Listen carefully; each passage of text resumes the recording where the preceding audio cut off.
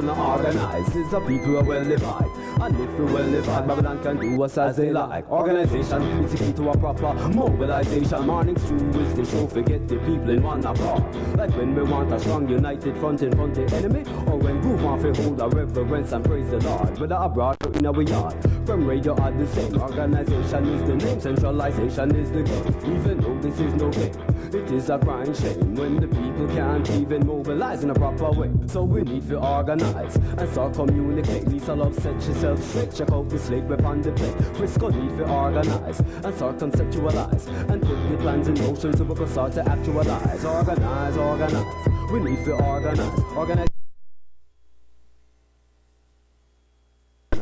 It's better for organize. To organize it is the key, just like a proper education. Organize, organize, and make we flex wise. Tell the youth them feel afraid from wrong and heal Selassie I. Analyze and organize, and spiritually mobilize. We need salvation, no need no mansion in the sky. The morning stew. Lisa Love, the Groove Master, and Mr. Frisco. Big up. 96.5, make me fly. Always make the people organize and centralize and strategically mobilize. Element of surprise. I thought we don't know small fries. Watch the rise. Watch Rastafari get over. Make Babylon turn over. Get run over. Roving with the rover. Organize and centralize. Haile Selassie.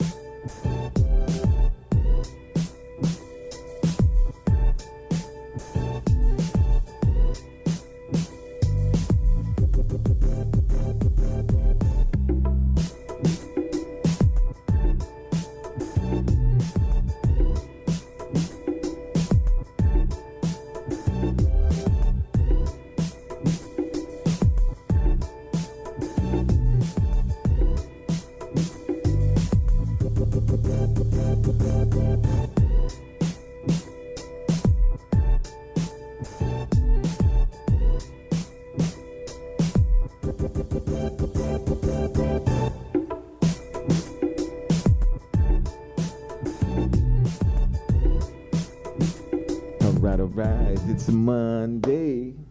Say hi to the party people. You're locked in. Creme Radio and XTV. And we inside your Monday. Today's already. See what I think? Yeah.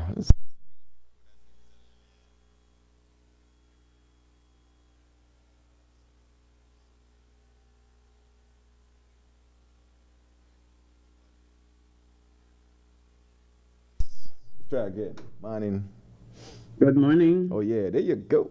How are you? You got the juice? You got the juice? Got it. I think the fastest moving month of May.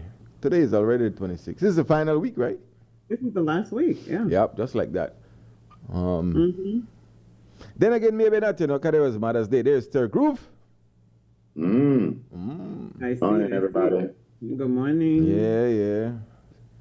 So yeah, maybe not so quick. But yeah. A lot of stuff pushed into May. Yeah, because there was Cashew Fest, Mother's Day. It's the month with the most holidays, I would go on record as saying. Which holiday? What holiday? Well, I mean, it's the For me? month with more things where we acknowledge and we celebrate or stuff like that. Maybe Because you have, an active yeah, you month. have May One of the Day, most you have active Mother, ones. yeah, May Day, Mother's Day, Cashew Fest, Agriculture, all kind of thing they in a May Hmm. that, you know, every time you turn around, you're There's something commemorating you're or stumbling celebrating on. something. Yeah. Hmm. One of the things we're going to be celebrating in these final days of May is the budget debate. Yes, that is an annual celebration that we observe. You got agree when be the final thing. Yeah, Mhm. yeah. And Yeah, that's heading into June. Also, I gotta tell you before I forget, conch season is closed. It closed yesterday. What? So no more queen conch. Number kink. No more king then. I know I tricked you the other day. We did enough we freezer, and you know, me kind of, you know, freezer. So we took out everything, and anytime we did look, there was something in there that we had forgotten that was in there that was apparently out of season. So Well, I it said, came out yesterday. It was the 25th. yeah, well, I didn't talk about that. I talk about another thing. Oh. So right away, I tell him, watch, make we put this, you know, a pot and get rid of this evidence quick. So, yeah. Well. Are you doing the facial here again? What? Are you doing the facial here again? Well, you know that what that means, Lee. Hold on, I got a song for you. What's the song? Grandpa, we love you. Grandpa, we do. Uh-huh. Doesn't matter, my boy. Does not matter. Because, because there's something. I like it. I like it. I would keep my facial hair Mm-hmm. if it was for me, but it's not. It It's belongs not for to my you. wife. It belongs to my wife. God damn, dog. That's, Yes, for real, for real. That's the only thing where I don't like. Elisa. I like my hair, but Dana tell me what I have to do with it. We lose the M video too. We got a video there, my epic, and we lost the video again. Which one? The one with Steve in the New York discotheque, dance hall arena, doing the shuffle. Shuffle. A younger version of oneself, very handsome and spiffy looking. Yes, I know we got on. I don't know where the video get to though. Ah, boy. Speaking about handsome, we want to say good morning to Mr. Boca because not. Oh yes, because man. I forget to call him, man. My bad, Not Boca. because I birthday, and not because I anniversary. Because today I saw the first pictures of Saharan dust. Oh Lord. Yeah. We got to get through a lot of things, folks, because, like I said, we will be preempted by the budget debate. Mm-hmm. I mean, I debate the budget, and I don't pass it already. You have a good at the Senate. You have a good at the Senate. But they pass it, right? Mm-hmm. Yeah, Okay, pretty much. good. Well, it's up. It's up. Procedurally. All right. Okay. For those of you interested, Starship Flight 9 will be tomorrow, as you know, Starship 8 and Starship 7, though the booster was caught on one of those flights, which they wanted to do. The ship didn't actually make it and did everything that it should have done. So they have revamped, reboosted, rethought, and rethink the drink. And tomorrow they'll try it again and sweep out of the planet and crash fan. There was a young girl who ran away before Friday or sometime around that time, and everybody was panicking. And the young girl sent a video saying, "Not gonna look for me. I did a mail sure. I'm working. Mm-hmm. The reason why I left was because of abuse I was facing at home, Mm-hmm. and apparently she couldn't get help from the parent. Sad story all around. Story all around. One good thing about it, we know she's okay. Yeah. I don't understand how she could be working in Guatemala. She's 14, so I don't understand that. Well, that no concern you right now or me. No, actually, It depends on what work. It depends on what work. Maybe it's a family member. yeah. Maybe she's babysitting. You know, we don't. I know. But the only good thing to know, you know something, as a parent, I think when your child goes missing, that shows you that this young lady is well beyond her age. Because she ran away because she didn't like what was happening at home. And she could have just been a job owner and say, you know what, make them worry, make them do whatever. Oh! But she didn't. She didn't do that. She called and she said, I'm okay, don't bother, and Don't stuff come like look for that. me. Yeah. So we hope that that story works out okay. I appreciate that she is grown enough to call and don't have her family worried, even though. I'm probably know, still it's worried. I mean, you know. Huh? Probably still worried. Yeah, you're still gonna be worried. Still, but at least you know that she is okay. Yeah. You know she's I mean, okay. now they know where to look. They know where to go. But she asked that they don't look for her. So. Yeah, but, and again, Because of certain situations. Some adult has to deal with her. She's 14 years old. Yeah. Then on another sad note, last night, right by Puma gas station. Yeah. What happened? There was an accident where two motorcycles It was crashed. 2 motorcycles, right? Yeah, go right ahead. I'll be right back. How does that happen? It was 2 motorcycles. A young lady, a pregnant young lady, and her unborn child was killed. How did that happen? I really don't know. And then last week there was a motorcycle accident where I think it was one person coming out either of his property, and then another motorcycle hit him. I don't remember if that person died or somebody died in that accident. But it's always wild how 2 motorcycles Collide. Yeah, crash like that's like what? two plane crash in the midair. Right. How does that happen? In the middle of the ocean. Yeah.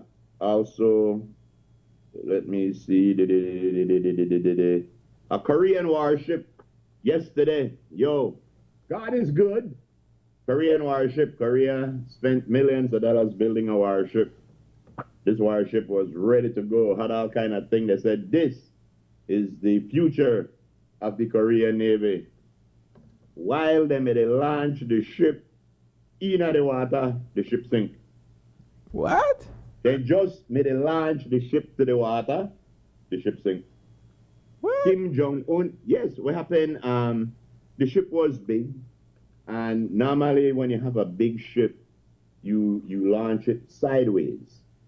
Mid-range ship, you could launch straight into the water, but Korea don't have those sort of, Korea don't have those sort of places to do that. So instead of launching it the right way, they tried to launch a big ship the sideways motion, and apparently the front slide worked good. The slide on the left worked good. The slide on the right said, I don't know about me. So whereas the front of the ship got in, the back stayed up on the thing, and it tilted right over. So right now, everybody we're working at the Navy, the Korea, they put some metal bars around their neck so Kim Jong-un no chop off their head. So we wish them well on that. Want to say good morning to the folks over at Mexico, Frisco and Lisa. Where? Mysticalos on the Philip Wilson Highway. Yesterday we had nominations for elections things. So on the way back, we along with the Biscayne soon to be village council went to Mystical Oaks. And when we got there, the man said, Groove, you know how bad I want to invite you, Frisco and Lisa, yeah? Oh, yeah? I listen to you all the time. So, and I really want to invite her. I said, well, that's no problem. We are very invitable. Of course we are invitable. We are very invitable people. And, and I had nice food out there, so respect to you guys. Also, the security guard at EPR. Man, they grew me listen to it all the time. Yo, I don't want to find out who don't listen to it. Who don't listen to it? We don't know. What's the name of the person? We made a fight fire yesterday. What's the name of the person? Oh, yeah? Me and Donna, Hannah, and Sir Groove. Elaine, and Donna, Nephew's Jillet, son? and Oh, yeah, yeah, they- Groove. Who you say? Who yeah. you say? Who? Who you say? You said the security guard at. No, EP? before Gotta that. go to EP. Huh? Before that. Oh, the people at Mystical Oaks and the Philip Goldsmith said they listen to us every day. Mystical Oaks. Mystical Oaks. I've heard that Yeah. name before. What do they do there? Yeah. Yeah, well, they make a lot of oaks, but they're very mystical. They make a lot of oaks. You know, what happened? They have, it's in Biscayne. They have a swimming pool. They have nice touch areas and a kids Okay, area. it's a cool spot, kind of. Yeah, it's bigger than a cool spot. This is a Oh, very, okay. very cool spot. But yeah, It's a very so comfortable, respect- cool spot. Yeah, respect to them. Very, very good food. A lot of the people that signed up, I noticed, for the election, there was quite a bit of independent parties. Oh, And it seemed like all of them have the same problem why they wanted to. Some of them said they really weren't going to run, but what happened, the politics got so involved that they felt that, a big city, a political party could pick people and say, this is who we want you to vote for. Now, a big city, most likely, the person not good anyway. But, a small village, a lot of these independent slates feel that the way how the political slates were picked had nothing to do with their village. It was just somebody who came in and said, you want to run, you want to run, you want to run. All right, this is how we want to vote for. Right. And a lot of them didn't like that. Right now, the way how it stands, there's about 50 people in Crooked Tree that live here all their life, voted in elections all their life. But this year, for the first time, and these are older people who can't go to that city, who can't do this like that. But normally they would just go to the voting area, a village council election. Everybody say, "Oh yeah, hi Miss Hesse." Boom, that was it.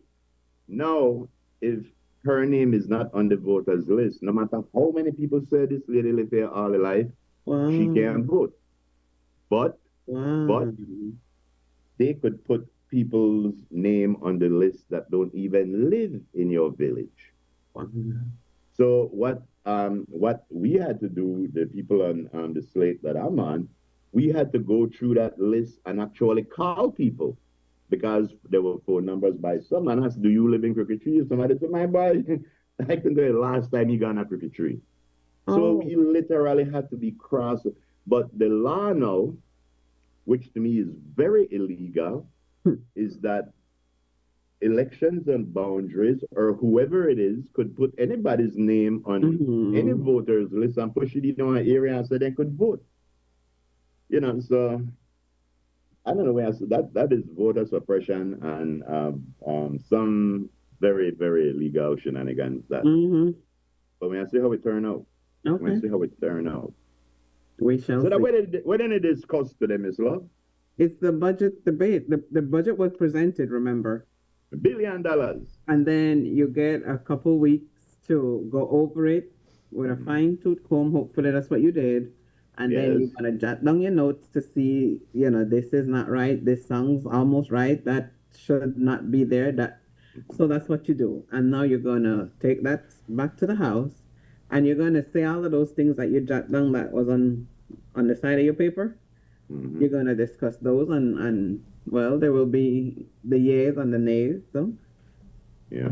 I see that Louis Wade is really coming out on many interviews, Facebook posts, trying to discredit the 10 commissioners, or what they were, who didn't like the way how the final report went. And one thing I would say about that, a case like this is not a majority rule. It's not a democracy. It's a consensus you're coming up with. And what I found out in my many gray hair years is that you will always have people who bend over and conform. But then you will have people who look ahead and say, no, we can't continue like that. The ones who bend over and conform are usually the ones who, if it was up to them, would probably still be in loincloths and trying to do the wheel. It's very archaic. The way they think is like they don't want changes. They want everybody to be on their side, and if you're not on their side, they say that you're crazy.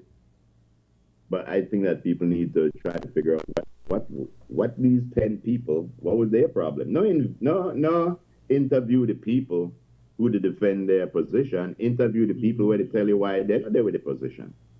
That's where the story is, you know. But again, when I say what happened, We'll wait and I'd see. much rather say a PCC debate than a budget debate. Than a budget debate. Yeah, really. Well, Okay. that a very important thing. And I know they said they have public consultations. I don't know about any public consultations that happen.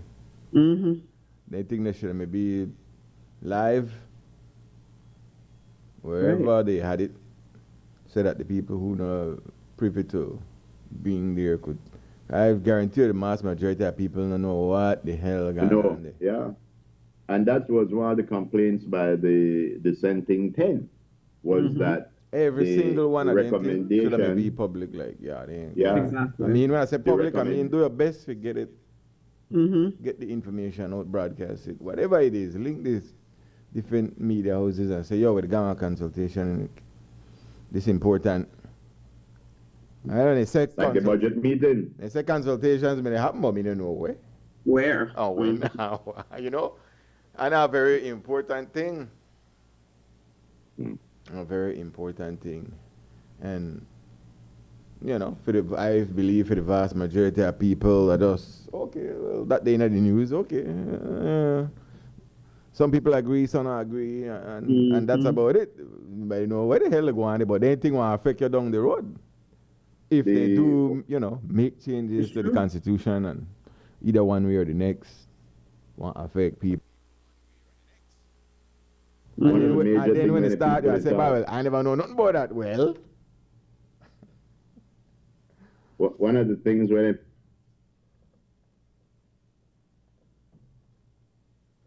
up on the big freeze. At least I got up on freeze stuff. No, Okay. I would have. Why you could freeze good at least? I don't trick you. You know, you be the mace bearer. I don't know how you do it. Big up my ballet. Why? Big up my ballet. Big up. I don't know. Oh. I just sit down there. I was just to sit down there and watch nobody and don't move. Can't do that. Why you sit down? You stand up there. You sit down right there. Go just now. Not to move on muscle. Me? Yes.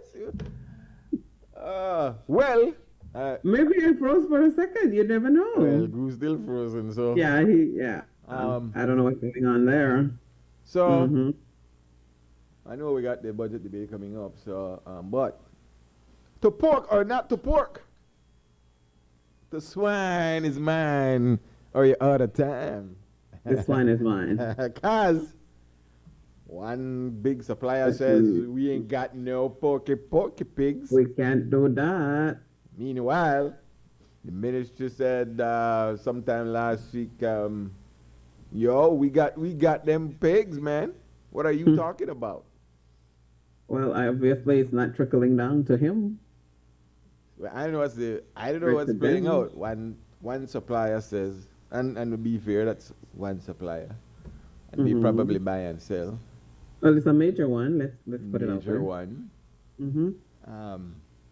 For some reason, they say they're not to get it, but the minister says, no, we got them things and anything that boat. Why wait until now? It has been out for a minute. Well, I mean, it was the official announcement. Okay, now I freeze up. You see, you froze back again. I know the internet, they act the fool. Exactly. Your internet connection is unstable, that's what they said. See? Right. All right. But you can hear me still, right, Release? So yeah, the representative for the ministry said, who was it? Let me go back to the news, but he said, yo, we got them things and things out there. They couldn't want, we got none, but we got. So I don't know. I don't know what's that about. I don't know what, you know. pig or not to pig? Well, we can find out down the road. I hope nobody don't try to pull no shenanigans to try to drive up the price. Ah. Uh-huh. The conquistador is back. Oh yeah. Oh, I need to talk to. Ah, the conquistador is back. Welcome back. Colville.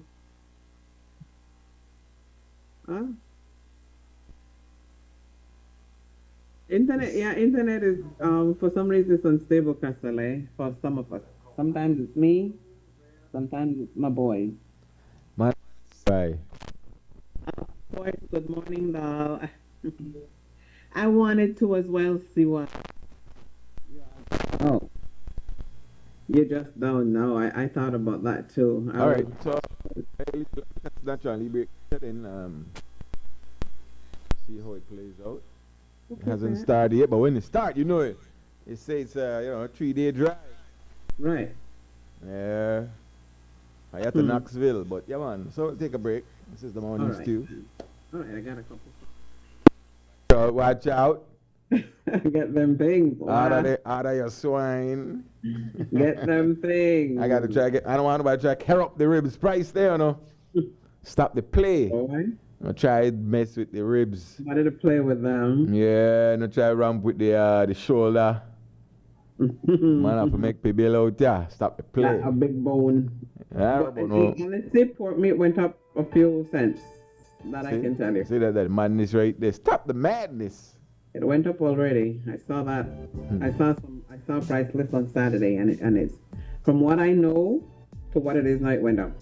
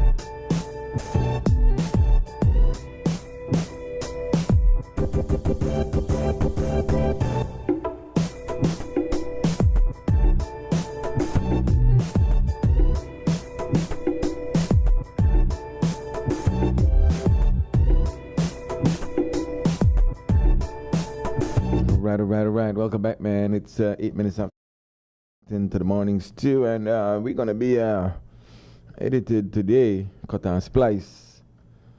But it is what it is. Let's bring back the crew. Lisa Love, Steve the Groove. Miss Love, have you a girly word for us before we leave this place? Try to get a prelims in. Yeah, we gotta do birthdays as well if we got. We got that. Let me get that girly word for ya. Mm-hmm. No, I have tried calling a person. Anyway, it says all of us get broken in some way, but what really matters is how we get back and put the pieces back together. Hello. Yes, sirree. There you are. Yes, sirree. Very good. Thank you, sir. We have the first part of the man's perspective, and Mm-hmm. it goes thus like some case. I am McCasing. Mm-hmm. Yes. And the man's perspective for today says simply, notice what you're not allowed to question. That's where the truth lies. Oh, you're not allowed to question? That's why then people then say, if you say anything to me, I'll sue you. If you call me name, I'll sue you. Mm-hmm. All right. Yeah. Not what you did, but yeah. Yeah, exactly. All right, ladies and gentlemen, we're going to part 2 of the 3-part series of perspectives. The Mr. Frisco, trifecta. what have you, sir? It's the trifecta. Yes. Bam, bam, Well, bam. I mean, based on the way the stars and the moon align, Mm-hmm. yes, I'll take a rain check on that. Alrighty. Very There good. was, Well, in that case, let's jump into the weather and the Yeah, there was the birthday. go to hell, but carry on. Let me find my go to hell. Okay. Yes. Ladies and gentlemen, it took me months to find this woman. My shoe fell in. And I could not find my shoe fell in. But You could not? when I heard the song, Miss Love, every day I'm shoe fell in, I said, there she is. Ladies and gentlemen, a shoe fell in. Alright, so here's your weather for today. It says generally fair weather prevails or continues. Sunny with a few cloudy spells today and partly cloudy. Tonight, showers will be isolated. Winds blowing east southeast at 10 to 20 knots. The sea state is moderate. Waves beyond the reef 4 to 6 feet. Temperatures on the coast 90 degrees Fahrenheit. Inland areas. Steve. 96 degrees in the shade. Hear me sing, me lord. Real hot. Okay. In the shade. And in the hills, it's 84 degrees Fahrenheit. We are currently experiencing a high tide. A low tide comes in just after 4 p.m. Then another high is on schedule at 10:49 tonight. Sunset this evening at 21 minutes past shish. there you go, and the moon will set at this evening. In our outlook, it says that generally fair weather, fair and windy conditions. Ain't that something? With isolated showers, if any, are expected for Tuesday and Tuesday night. So, generally fair and windy weather continues. Isolated showers, if any, are expected for Tuesday and Tuesday night. Our forecaster is Crystal Rosales, and that's your weather. Thank you, Miss Crystal Rosales, and shoe fell in for that weather. You remember, yes, you remember I Don't Believe It? The guy that did the weather the other day, I Don't Believe It? Yeah, I thought that was the only Adon that there was. Oh, there's more? There's another one. Oh, You ready? of course. Ladies and gentlemen, put your hands together. I don't hit it. Mr. Hit It. Mr. Who? Hit Sir. it. Hit it? Hit it. Hit it? Adon, Frisco. Adon? Yeah. Go ahead, Adon. Yeah. All right. I could say brains to work, at least I say the wheels to turn. Right. No, I mean, check the YouTube stream. I think the volume is kind of low. I know. For Christy right. Syria could do Ladies that. and gentlemen, one more time. I don't hit it. Oh, I done. Oh, Yes. I yeah. done. I never get the first name. Pardon me. Pardon me. There you go. Well, it's pretty much what I guess what Lisa said. You know, I noticed, and I had the discussion yesterday with somebody. Uh-huh. Oh, there you go. Remember last week when we talked about the Pacific Storm? Well, it's Uh-huh. brewing. Oh, that's yes. fine. It's brewing on the Pacific side. That's right. Mhm. Where you name again? No name, nothing. Adolf? No. Arturo? Does the Pacific have different names? I think the Pacific. Yes, they do have They're different not names. the same names. They're the same names. No. I think it's the Atlantic hurricane season names, if I'm not mistaken. They have different names, Dave. Okay. But yeah. Oh. So, but yeah. Mhm. So what? The weather pattern this year very different from probably March, early March, even from February. And this has never been the case. I don't know why. But we're in what? May now? February, Yes. March, April, May. Mhm. Normally, once March is done, these strong 10 to 20 knots cease to exist. Yeah, we don't get them. Yeah, normally we did 5 knots, 5 to 10, 5. sometimes 0 to 5. Mhm. But there's been a constant 10 to 20 knots for the last couple months. Mhm. So although it's been warm, at some The point breeze is there's still, been yeah. there's been this strong easterlies. The trade winds have been rolling in uninhibited for the most part, and had the chance to just roll right in and roll right on up into the Gulf. There hasn't been much high pressure coming down from the Gulf to stop that movement. Mhm. That's what I noticed. I say, we don't normally have the kind of breeze for this long. Mhm. So there's a definite change in our weather pattern this year. For sure. This year. So something for talk about. I mean, I appreciate it. I mean, I could chill for my own. Me too. Feel like I did a beat sometime. Me too. Yep. In May, that's unheard of. Mhm. If you have 10 to 20 knots, sometimes I feel like more. But yeah, I mean, nothing else going on. Let's see what Agric will bring. Well, I'll tell you what. I don't know who's working. Good luck. Every day I'm shuffling.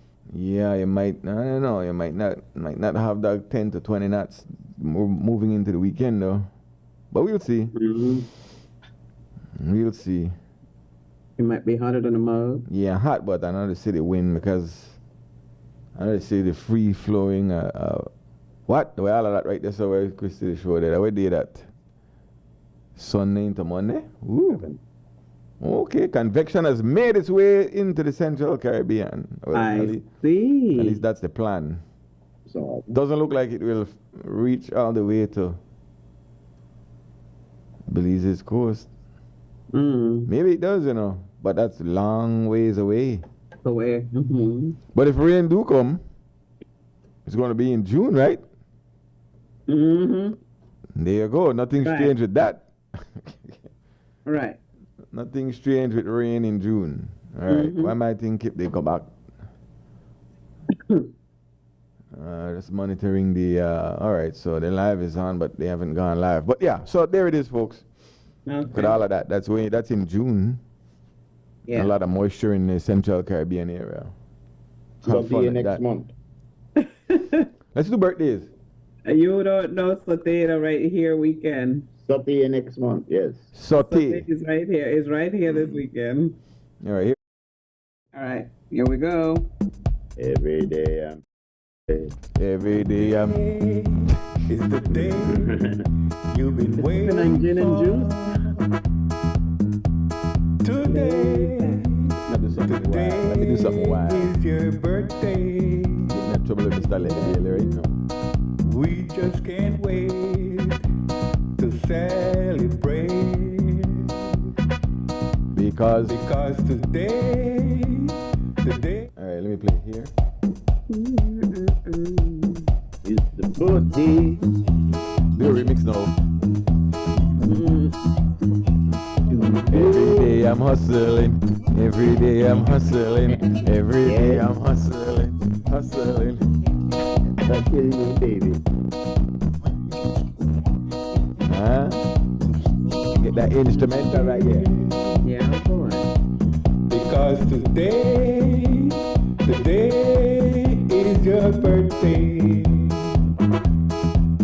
Magic. Playing around with them stems. All right. Here we go. Happy birthday. Who we got? Well, this is the one and only Mr. Philip Morales celebrating a birthday today. Happy Okay. birthday to you, Mr. Morales. I hope you have many, many more coming to you from all your friends and family. Happy birthday.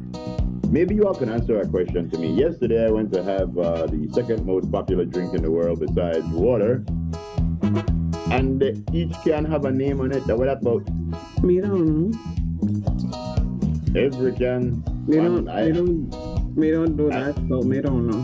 I try not Really? to do that. I try not to, so we don't know. Well, in time past, I see what the thing again. Look on it and realize that Okay. all of the $2 bottle have names of people on them. Okay. Did you see Steve and Lisa in Frisco? No, I did not. That's why I You asked should, the you question. should gather, right? You should gather whenever you see them. All right. Who else we got? Who else birthday? All right, next, please. This is the one and only, the lovely and talented Miss Melissa Castellanos Espat. Happy birthday to you, Mel. Here she is saying, hurry up so I can cut the cake. Yes. That just might be what she's saying. I did tell her. Hope you have a great birthday, Miss Mel. Next, please. Uh-huh. Eugene and Anita Trench. Happy birthday, Boca. Happy anniversary to you and Anita. Here's hoping that you guys had a wonderful birthday, and Boca, I hope you had a great birthday as well. And I want you to know, Boca, just because it's your birthday, that don't mean you want to get off and wash dishes and everything, because it's also your anniversary. Anniversary Trump birthday, so you know that. Okay. Yes. One gift. All right. Happy birthday, Mr. and Mrs. Happy anniversary. Yes. Happy anniversary to you and Anita. Who else has we got up there celebrating an occasion on this beautiful day? Leonie had a birthday on Saturday. No, Leonie. Yes, and yesterday she and Taron had an anniversary. Oh, what are we? Is that what the Happy birthday. Happy anniversary to you and Taron. Loan one gift. Cheers Hey, to many more. Mm-hmm. Life autos, yeah. Yeah. Let's do it and done. Mm-hmm. All right, and finally, we want to say happy birthday going out to Miss Cherie Moss. There she is. Happy birthday to you, Moss. And do you know what they say? Rolling Stones gather no moss. Right. Believe the meeting has begun. Yes, I believe so. So we shall tally forth onward. Maybe we see you tomorrow. We believe that the meetings are going to start 9 tomorrow, right? They said earlier, so we don't know. So That's what they Okay, say. thank you. Thank you. Stay safe. Keep yourself hydrated and where possible in the shade. We love you. Ayo. Aye-oh, short and sweet. Mm-hmm. Yeah, there you Man, go. that was Ayo. quick. Enjoy your debate. That's right. Enjoy your day. Later. So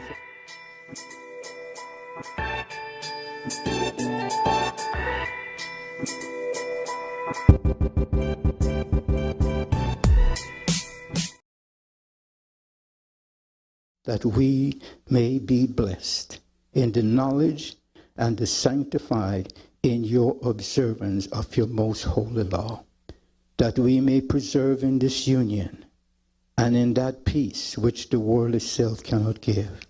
And after enjoying this life, thank you, Lord, and after enjoying the blessings of this life, please administer, Lord, to your eternal reward that you have prepared for those who love you. Amen and amen.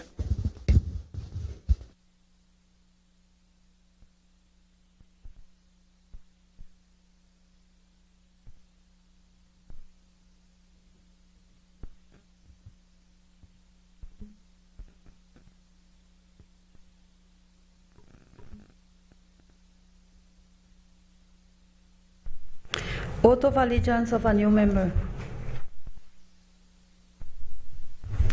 Madam Clerk, can you kindly administer the oath of allegiance to the new members?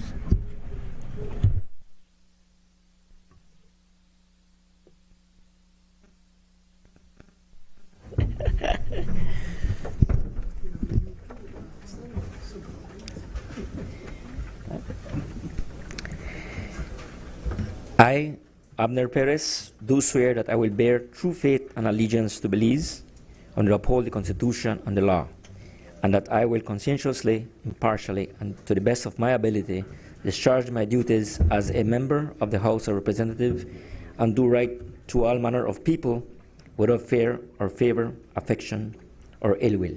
So help me God. Thank you.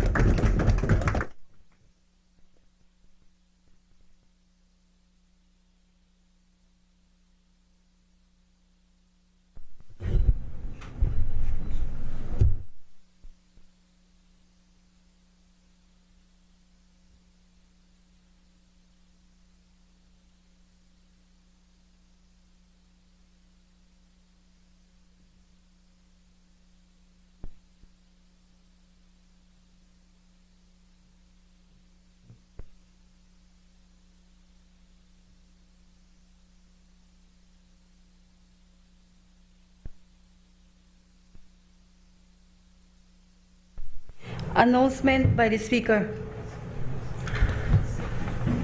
Honorable members, the only announcement we have to commence this House meeting is just a reminder of the post-election seminar occurring June 4th to the 6th. The Office of the Clerk should have communicated with all members about the details of the program over the 3 days. There are some invited delegates, speakers, and other parliamentarians, courtesy of the Commonwealth Parliamentary Association and Parliamericas, who will be in country to facilitate the sessions, which cover a wide range of topics regarding parliamentary procedures, the legislative process, the committee system, and several others. We encourage the attendance of all members to as many of the sessions as possible over the 3 days. Thank you. Presentation of reports from select committees. I recognize the Honorable Chair of the Finance and Economic Development Committee.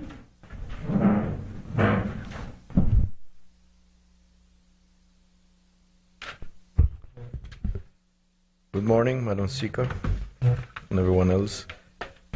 Madam Speaker, I rise to lay on the table sessional papers number HR 4/1/14, report from the Finance and Economic Development Committee on the Customs and Excise Duties Amendment Bill 2025, number HR 5/1/14, report from the Finance and Economic Development Committee on the Insolvency and Bankruptcy Bill, number HR 6/1/14, report from the Finance and Economic Development Committee on the Inter-American Development Bank third general capital increase in authorized capital stock of the Inter-American Investment Corporation, IDB Invest subscription motion 2025, number HR 7/1/14, report from the Finance and Economic Development Committee on the subscription to Multilateral Investment Fund 4 Inter-American Development Bank subscription motion 2025. Thank you. Honorable members, those reports are ordered to lie on the table. I recognize the Honorable Chair of the Constitution and Foreign Affairs Committee. Good morning, Madam Speaker.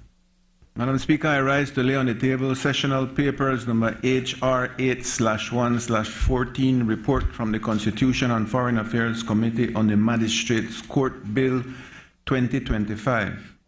Also, Madam Speaker, number HR 9/1/14, report from the Constitution and Foreign Affairs Committee on the People's Constitution Commission Amendment Bill 2025. And lastly, Madam Speaker, number HR 10/1/14, report from the Constitution and Foreign Affairs Committee on the establishment of the National Assembly Staff Committee motion 2025. Thank you. Honorable members, those reports are ordered to lie on the table. I recognize the Honorable Chair of the Works Committee.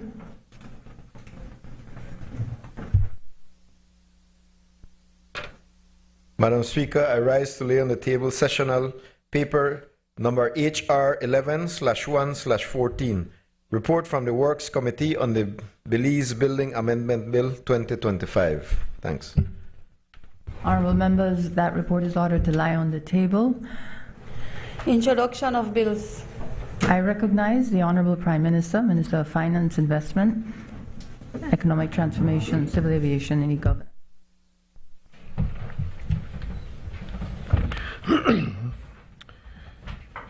Good morning, Madam Speaker. Good morning to everyone.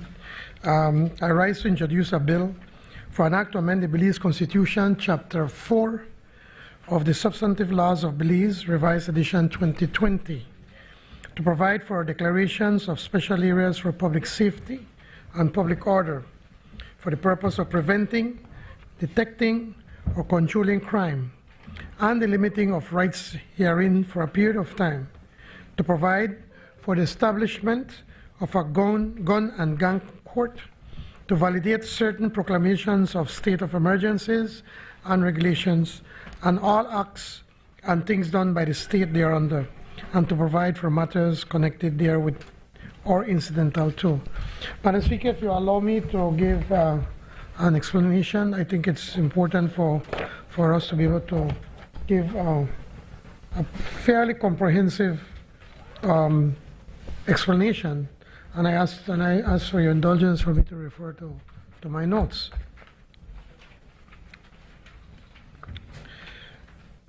Crime evokes strong emotions from the citizens of a country, the families and friends of murdered victims, victims of rape and robbery, all citizens who cannot live in peace because of the lawlessness among them. They all demand strong action, decisive action from their government.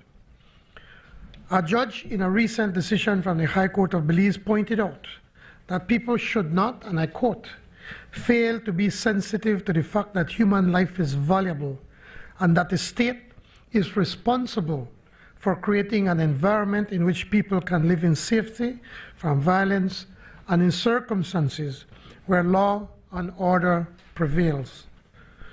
To do otherwise is to surrender to the law of the jungle. End of quote. Madam Speaker, it is no secret that successive governments have used the public emergency powers provided to the state by the Constitution of Belize in the interest of public safety or public order, or for the purpose of preventing, detecting, or controlling crime in the country. As such, there have been proclamations declaring a state of public emergency in the south side of Belize City in 2018, 2 in 2020, 1 in 2021, 22, and 2023. There were additionally 2 proclamations in 2024 and one just recently in May of this year. The data shows when an SOE is declared, crime goes down dramatically, especially murder. But Madam Speaker, 2 recent decisions of the High Court of Belize have left a state of uncertainty about the use by the state of this measure as of the public emergency powers to prevent, detect, or control crime in the country. Claim number 818 of 2023, the judge determined that before the current SOE was declared, the judge dismissed the claim brought, which alleged that the prevailing circumstances at the time did not justify the declaration of SOEs. The judge explained the rationale for SOEs as follows, and I quote, the rationale of these powers can be traced to the history of Roman times, to the time of the Roman Republic, when during an emergency, the powers of government were given over to a dictator. The word dictator comes from such historical context where the people were required to obey the words dictum of the person who gave it, the dictator, in order to deal with the emergency that was at hand, be it of war or rebellion or epidemic or natural catastrophe, end of quote.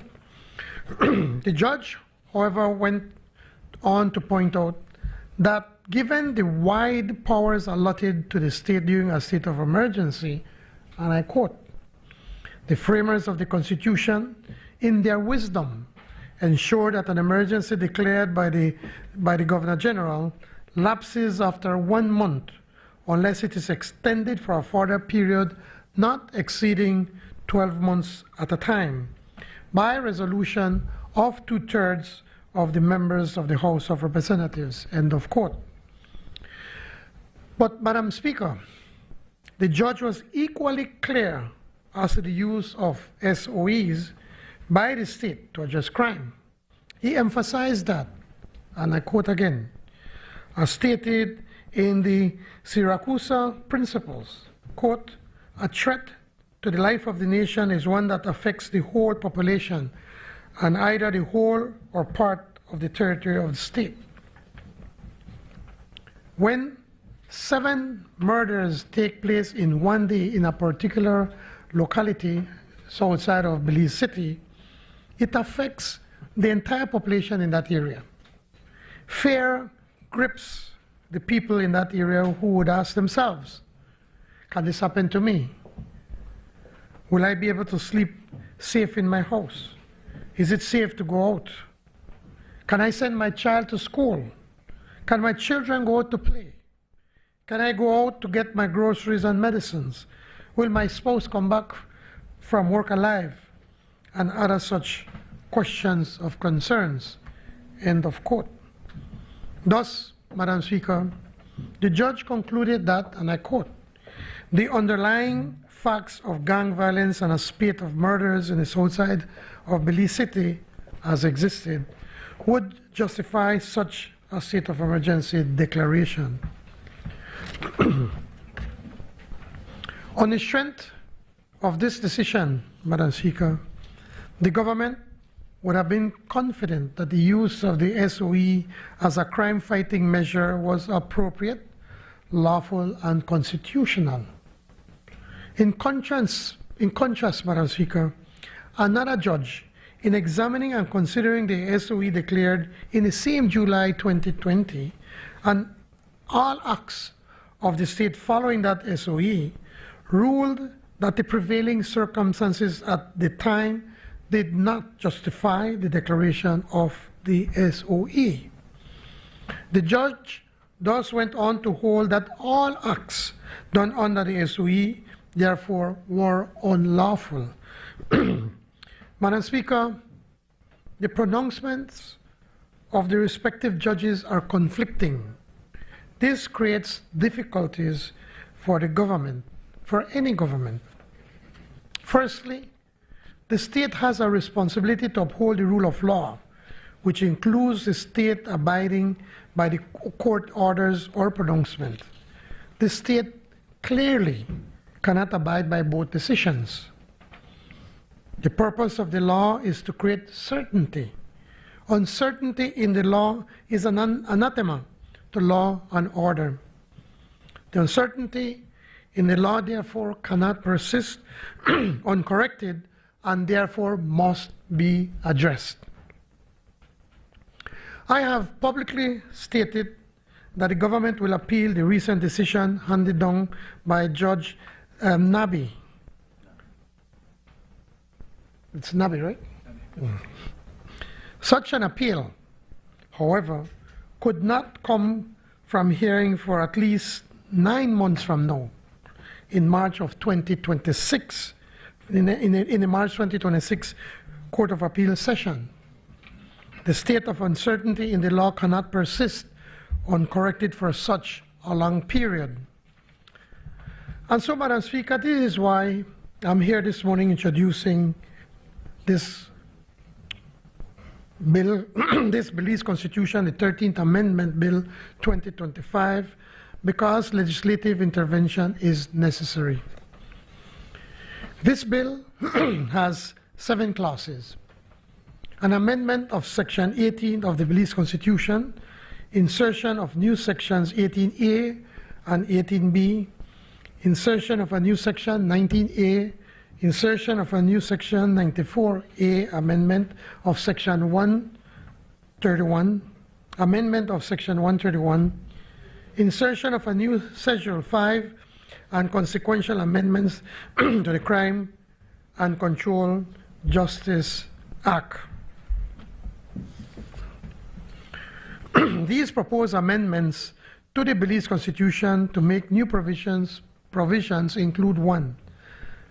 A new section 18A empowering the Governor General on the advice of the National Security Council to make an order on reasonable grounds and in the interest of public safety, public order, and for the purpose of preventing, detecting, and controlling crime, that a designated area is a special area and limit the rights of citizens within this area for a specific period. So now, there will be a constitutional requirement that before the Governor General acts, this is done on the advice of the multi-sectoral body, which includes the heads of our law enforcement apparatus personnel, the Commissioner of Police, the General from the BDF, and also the Commandant for the BDF, and also the Coast Guard.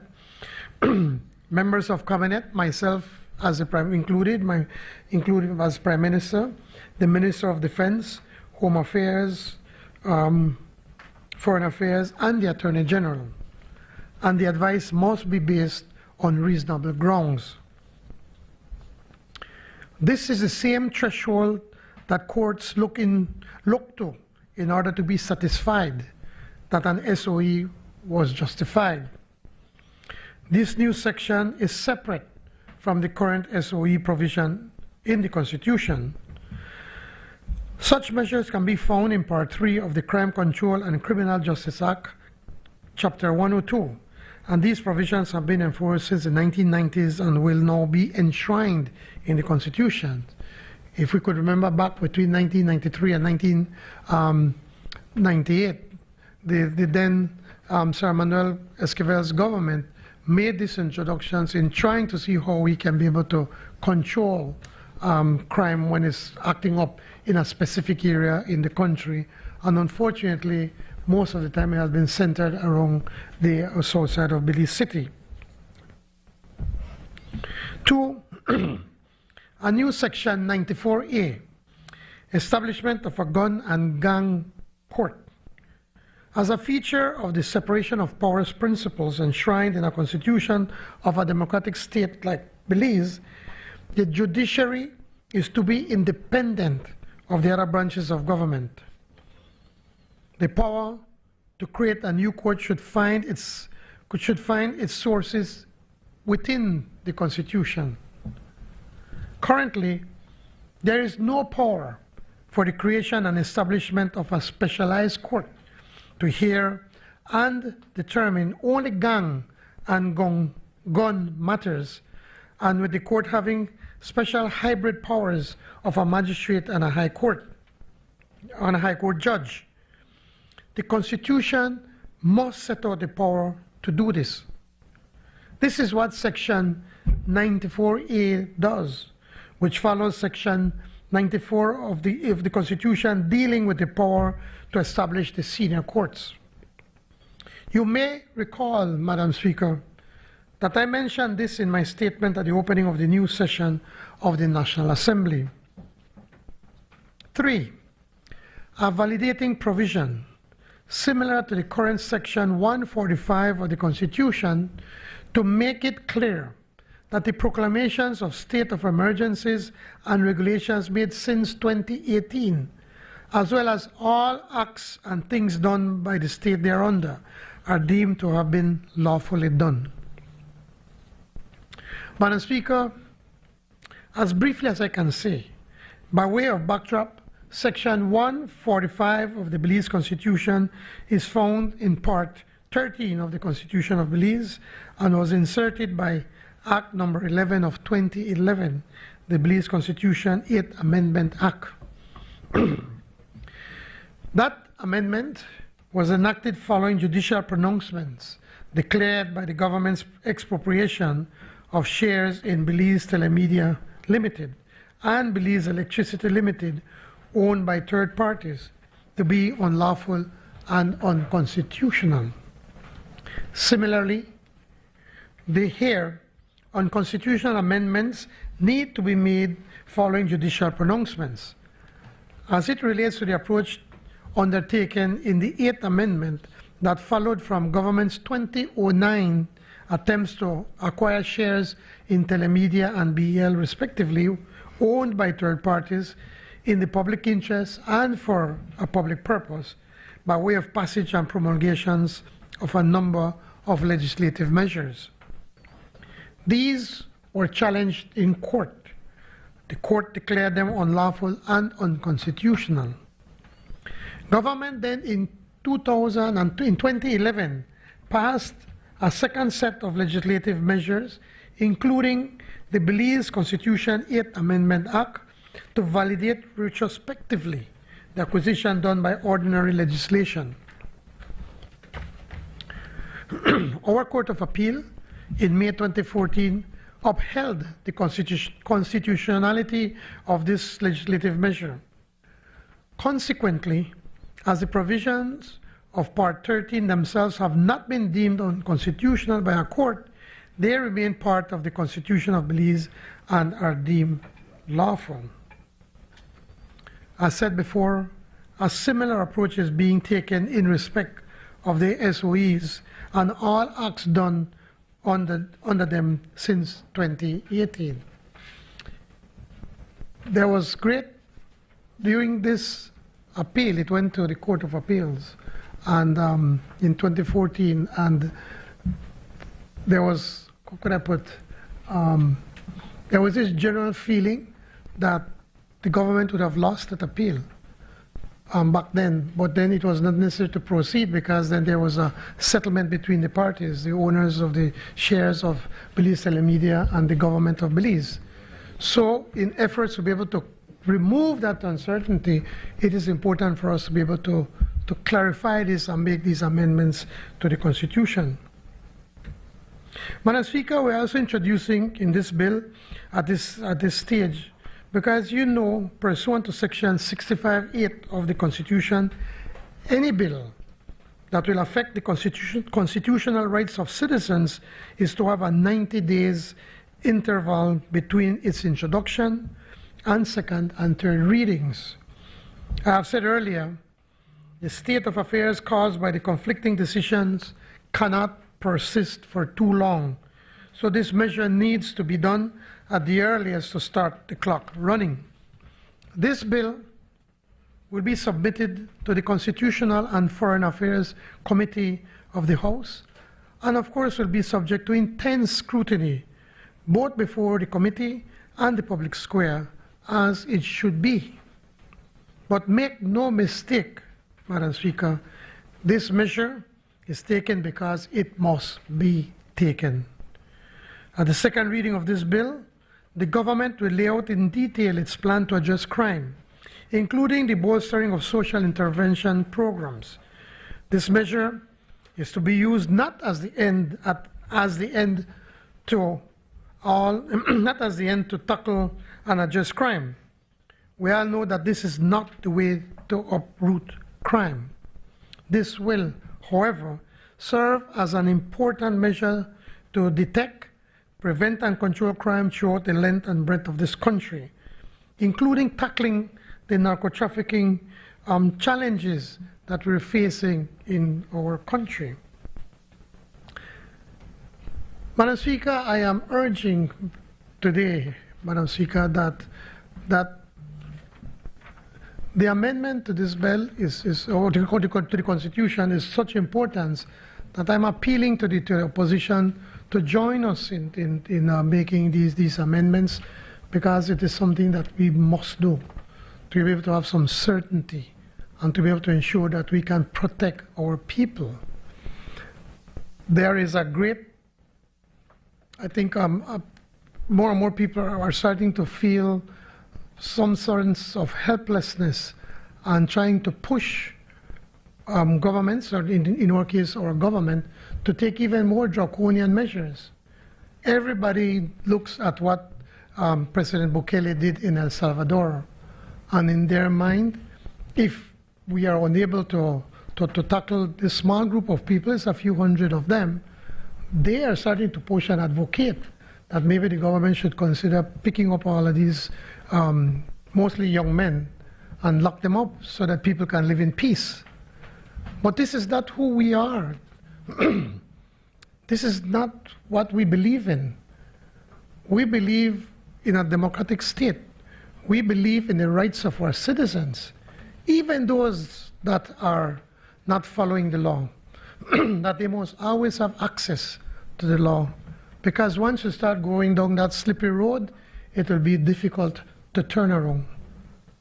So it's important, and I'm once again appealing to everyone, not only to the opposition, but even to our social partners and to the public to understand what we are attempting to do is simply to be able to see how we could address this issue and be able to contain the tempers when they're starting with the killings, for them to cool off, and then for us to be able to do more interventions.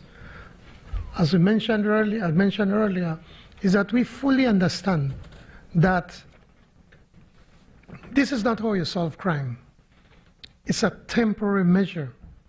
To solve crime, we need to look at the root causes, the challenges of our families are having, challenges of their children going to school and having access, the challenges that many young people, when they come out from school, they feel that they don't have a future, that there's not opportunities for them.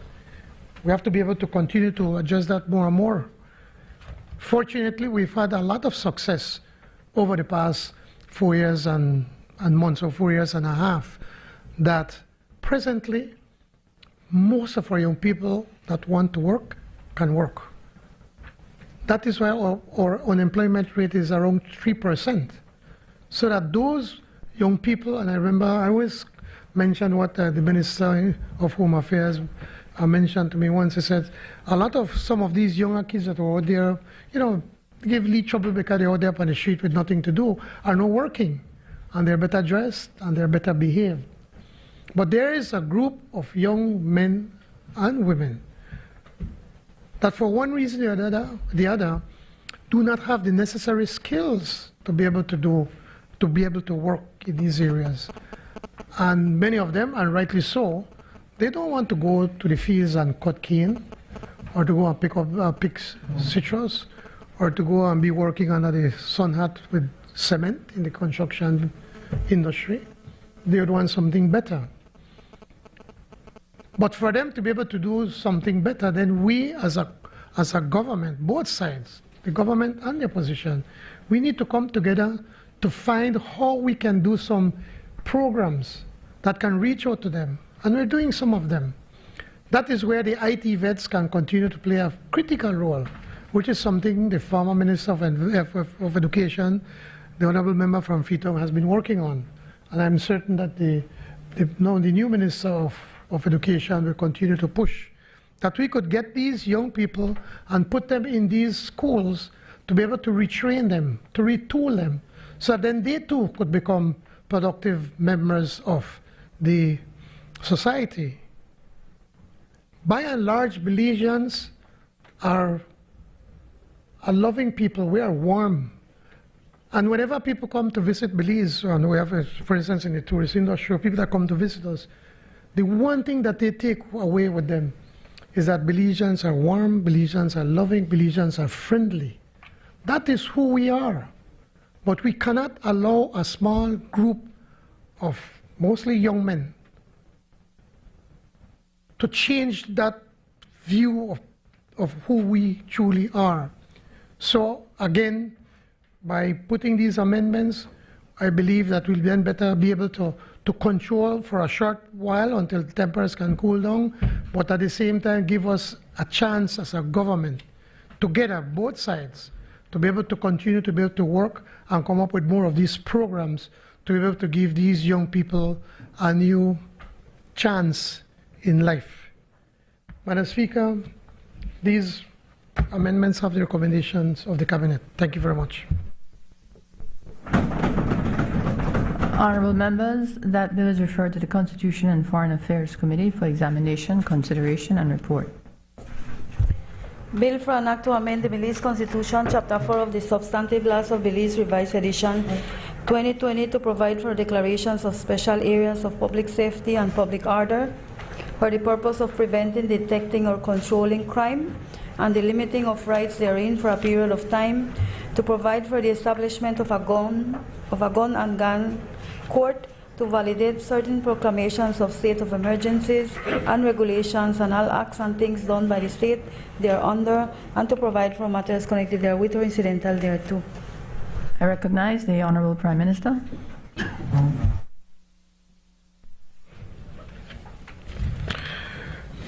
Madam Speaker, I rise to introduce a bill for an act to amend the Central Bank of Belize Act, Chapter 262 of the Substantive Laws of Belize, Revised Edition 2020, to provide for the Director General of the Financial Services Commission to be a member of the Board of Directors of the Central Bank of Belize, and to provide for matters connected therewith or incidental to.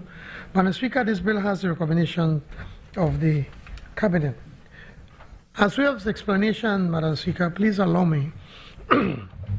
The primary objective of this bill is to amend Section 11 of the Central Bank of Belize Act to include the Director General of the Financial Services Commission, the FSC, as an ex officio member of the Board of Directors of the Central Bank of Belize. The bill also amends Section 2 of the Act to include a definition of, quote, Director General, end of quote, to ensure legal clarity. The Central Bank was established in 1982 to foster monetary stability and to promote a sound fiscal structure. The Board of Directors plays a critical role in shaping macro-financial policy and overseeing the integrity of our monetary system. The Financial Services Commission, established under the 2023 FSC Act, is the primary regulator for non-bank financial institutions, including the securities sector and other financial service providers. Currently, the Governor of the Central Bank is already a statutory member of the FSC board under the FSC Act. However, there is no reciprocal representation of the FSC on the Central Bank of Belize's board. This bill seeks to correct that asymmetry.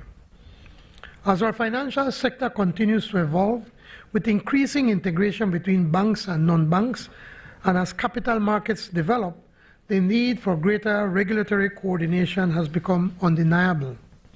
Cross-representation between our two principal financial regulators will foster real-time communication and institutional agreement, support the identification and mitigation of systematic risk, promote regulatory consistency and policy coherence across sectors, and help guard against regulatory gaps or arbitrage. It also aligns Belize with the international best practices recommended by the IMF, the World Bank, and other global standard-setting bodies for integrated financial sector supervision. Madam Speaker, this amendment is both timely and necessary. It represents a step towards a more robust, coordinated, and forward-looking financial sector governance in Belize. Madam Speaker, I recommend this bill to the Honourable House. Thank you. Honourable members, that bill is referred to the Finance and Economic Development Committee for examination, consideration, and report. Bill for an act to amend the Central Bank of Belize, Chapter 262 of the Substantive Laws of Belize, Revised Edition 2020. I recognize the Honourable Prime Minister.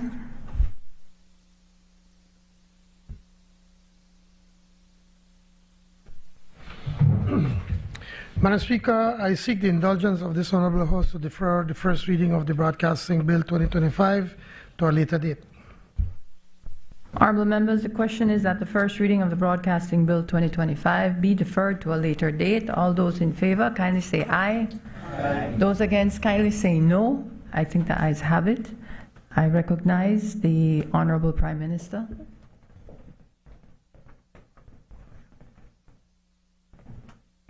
We're not there yet.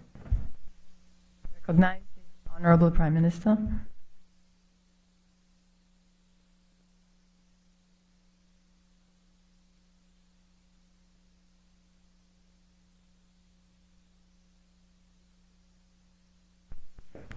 Apologies, there was an error on the notes. It is the Minister of Foreign Affairs.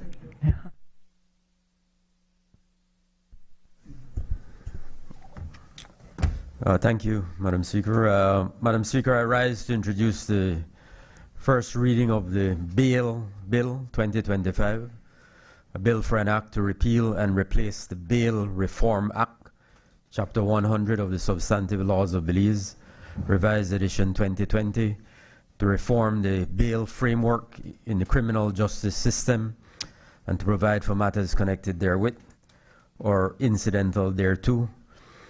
This bill has the support of the Cabinet. With your permission, Madam Speaker,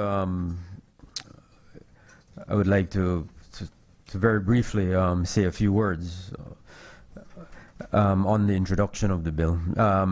As the long title identifies, this legislative measure seeks to reform the bail framework in the criminal justice system by inter alia repealing and replacing the Bail Reform Act, incorporating the other provisions relating to bail found in a number of other legislations, as well as incorporating new provisions under one new comprehensive law. As the name of the Bail Reform Act signifies, that was a legislative measure which sought to reform the bail framework in Belize. This, however, was enacted in April of 1999, 25 years ago. So since then, applicable principles relating to the grant, denial, variation, or revocation of bail, as well as the principles relating to appeal or review of the decision to grant, deny, vary, or revoke bail, have progressed tremendously over these past 25 years. Since that time, Madam Speaker, piecemeal amendments to various legislation which govern bail in Belize, including the Crime Control and Criminal Justice Act, have been undertaken by successive governments. Other provisions relating to bail are found in other legislation, such as the Police Act, which deals with station bail, the Indictable Procedure Act, which deals with the general power of the High Court to hear and determine bail applications, as well as bail provisions during and after committal of a case to the High Court. The Inferior Courts Act, dealing with the High Court's power to grant bail while it is reviewing a case submitted to it for review from the lower court. And the more recent Senior Courts Act, which deals with bail pending the hearing of a criminal appeal from the lower court to the High Court, as well as bail pending the hearing of a criminal appeal from the High Court to the Court of Appeal. So, Madam Speaker, this can be confusing to even the most skilled judicial officer or practitioner. Needless to say, users of the justice system and unrepresented defendant, critically, have an additional and unnecessary obstacle of having to navigate through this maze.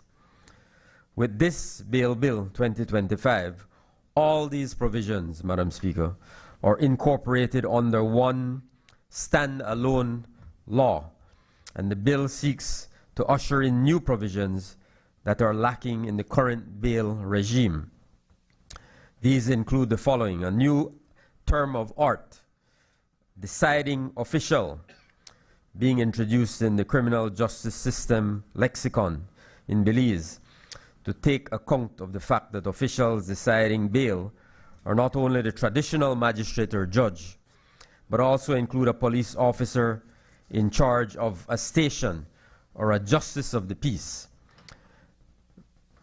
It also makes expressly clear to the deciding official that the starting point in a bail application is that the defendant has an entitlement to bail if the offense is a bailable one. That's clause 4.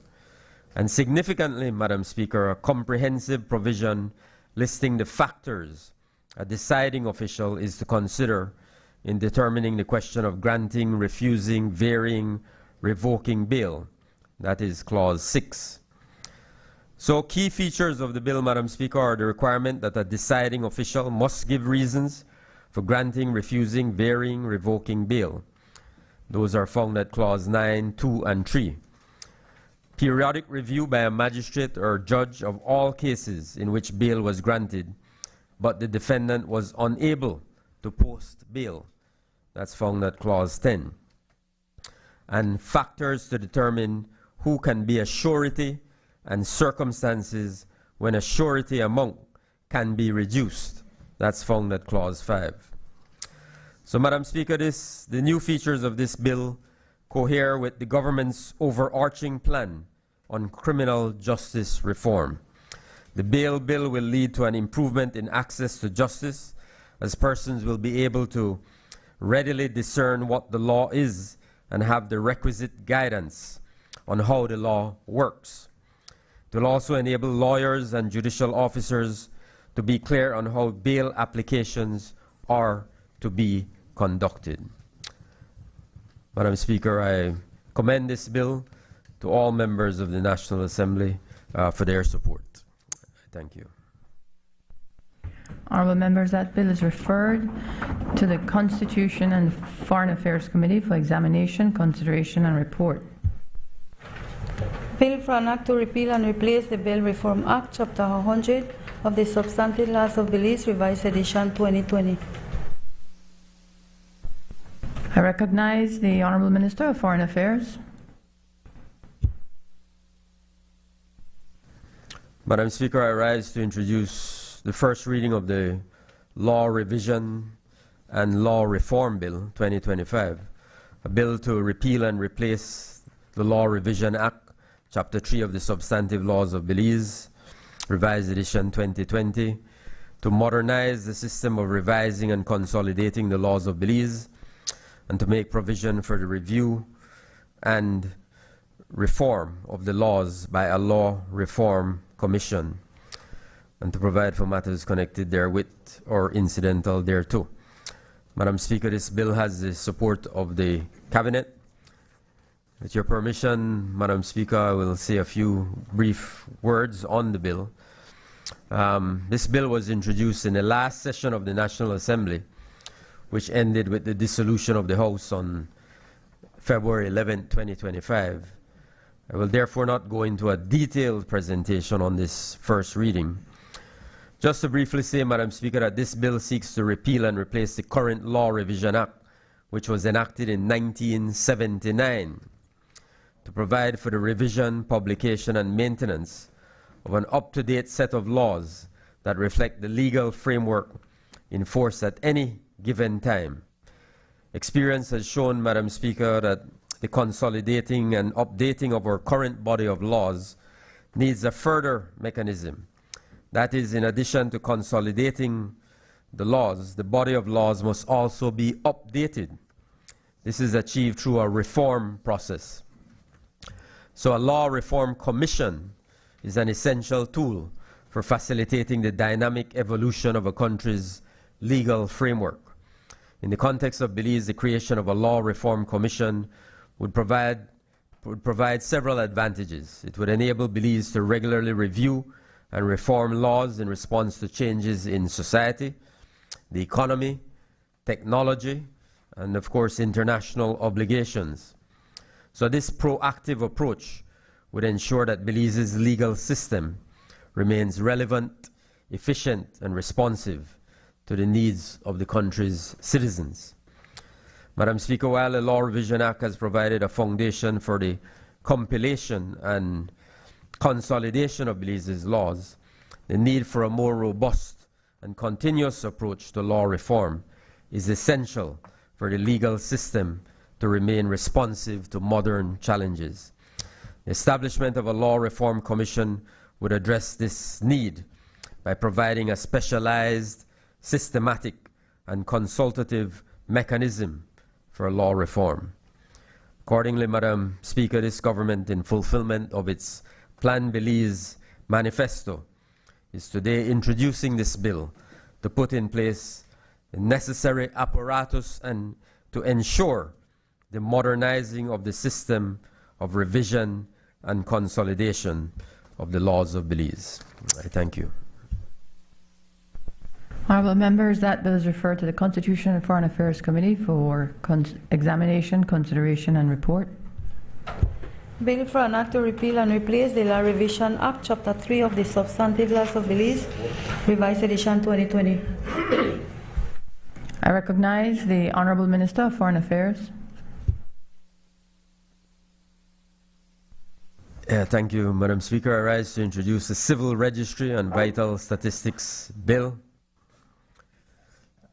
2025, which is a bill for an act to repeal and replace the Registration of Births and Deaths Act, Chapter 157 of the Substantive Laws of Belize, Revised Edition 2020, to provide for the digitalization of the Registry of Births, Deaths, and other life events, to provide for the organizational restructuring of the Vital Statistics Unit, to convert the office into a department, to support the new business operations and functions, to provide for the registration and filing of life events, to provide for harsher penalties for offenses, and to provide for matters connected therewith or incidental thereto.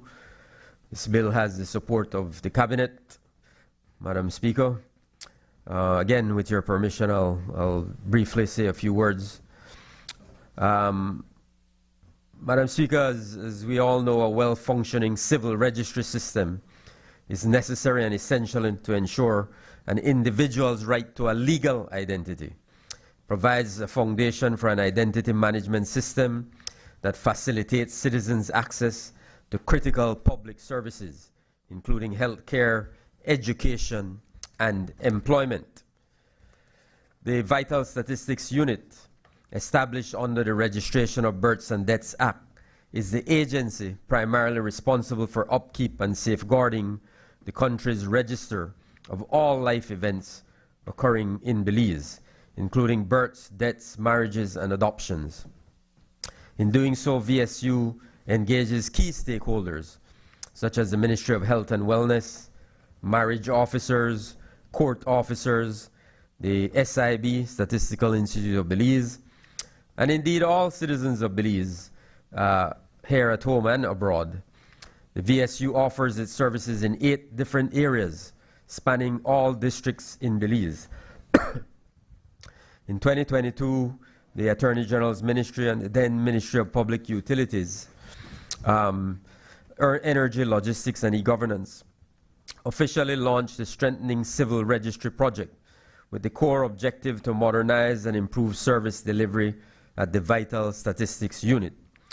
The transformation of the Vital Statistics Unit is fundamental to the commitment of the Plan Belize Medium-Term Development Strategy, which speaks to increasing government efficiency and performance by providing services at minimum cost, minimum time, and minimum bureaucracy for citizens.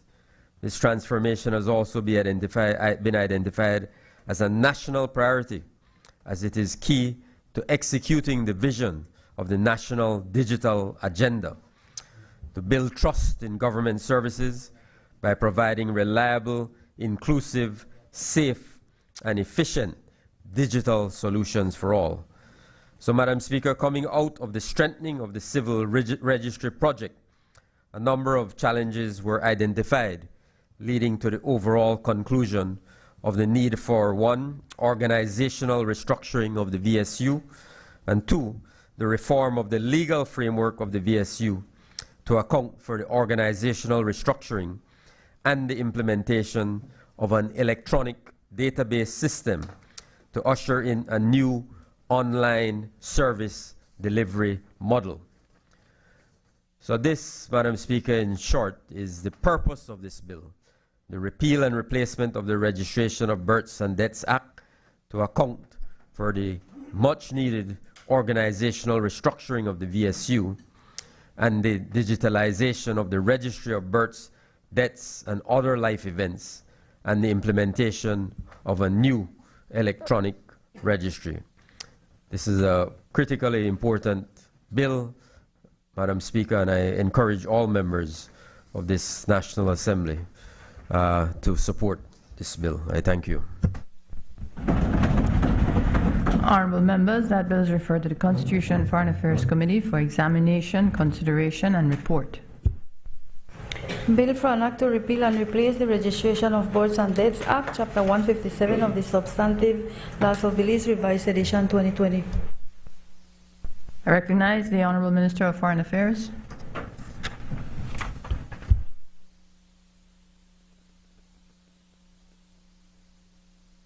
Thank you, Madam Speaker. Madam Speaker, this is the National Assembly Powers, Privileges and Immunities Bill 2025. I rise to introduce an act to repeal and replace the Legislative Assembly Powers and Privileges Act to declare and define certain powers, privileges and immunities of the National Assembly and of the members and officers of such assembly, to secure freedom of speech in the National Assembly, to regulate admittance to the precincts of the National Assembly, to give protection to the persons employed in the publication of the reports and other members of the National Assembly, and to provide for matters connected therewith or incidental thereto. Madam Speaker, this bill has the recommendation of the Cabinet. And again, with your permission, I will very briefly say a few words by way of introduction. Madam Speaker, this bill too, as you know, was introduced in the last session of the National Assembly, which ended on February 11, 2025. As was previously done, I would like to place on record that this bill being presented today is in large measure as a result of the industry and advocacy of yourself, Madam Speaker, and the President of the Senate, who as presiding officers are acutely aware of the need for the laws which regulate us as members of the National Assembly to be updated and to become workable. So we certainly want to place on record our gratitude for your leadership on this very important piece of legislation, Madam Speaker. The current law which governs the powers, privileges, and privileges, and immunities of the National Assembly is an old law, the Legislative Assembly Ordinance 1962. This law predates the establishment of the National Assembly in December 1963 and the independence of Belize and the Belize Constitution in 1981. This bicameral system, established since 1963, provides for a House of Representatives to be presided over by a Speaker and a Senate to be presided over by a Senate. The extant law, however, refers to a unicameral legislative assembly and refers to terms and offices of a colonial Belize. And while the ordinance, Madam Speaker, defines the powers, privileges, and immunities of the Legislative Assembly and of members of the Legislative Assembly, at the same time this ordinance was enacted, only the Speaker of the Legislative Assembly existed, and there was no Senate. Further, Madam Speaker, while it is true that the courts have expressed that the ordinance still has the force of law in Belize, there are, however, gaps and ambiguities in the existing law which govern members of the National Assembly. These, Madam Speaker, all members will agree, must be addressed, particularly since no change has been made to the ordinance since its enactment. So, Madam Speaker, this is the purpose of this bill, to address those ambiguities that currently exist in the ordinance, to modernize, update the ordinance to make it workable, as I said earlier, to ensure it refers specifically to the National Assembly of Belize, to ensure, very importantly, that it is in line with the Constitution of Belize, and of course that it reflects a legislative bicameral system of an independent Belize. So, Madam Speaker, I urge all members to support this bill.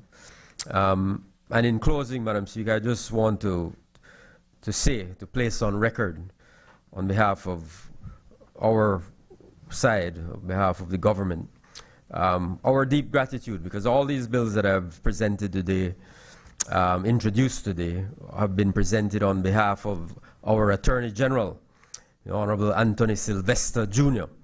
So we want to place on record our deep gratitude to him and his entire team at the Attorney General's Ministry.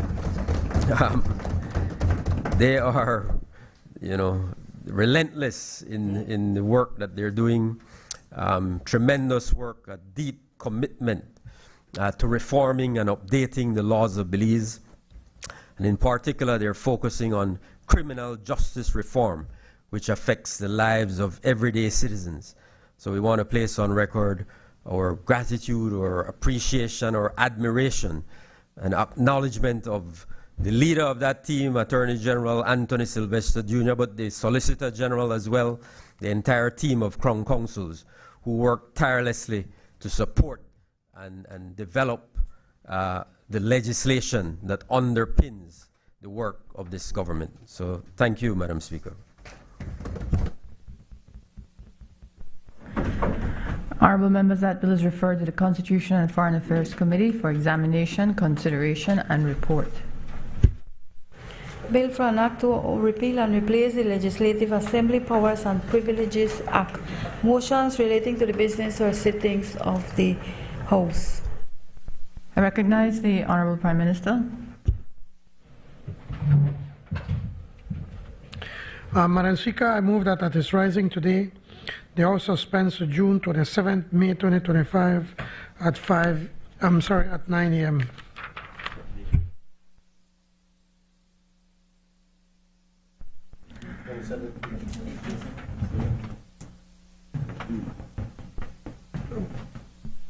What, Tuesday, 27th May?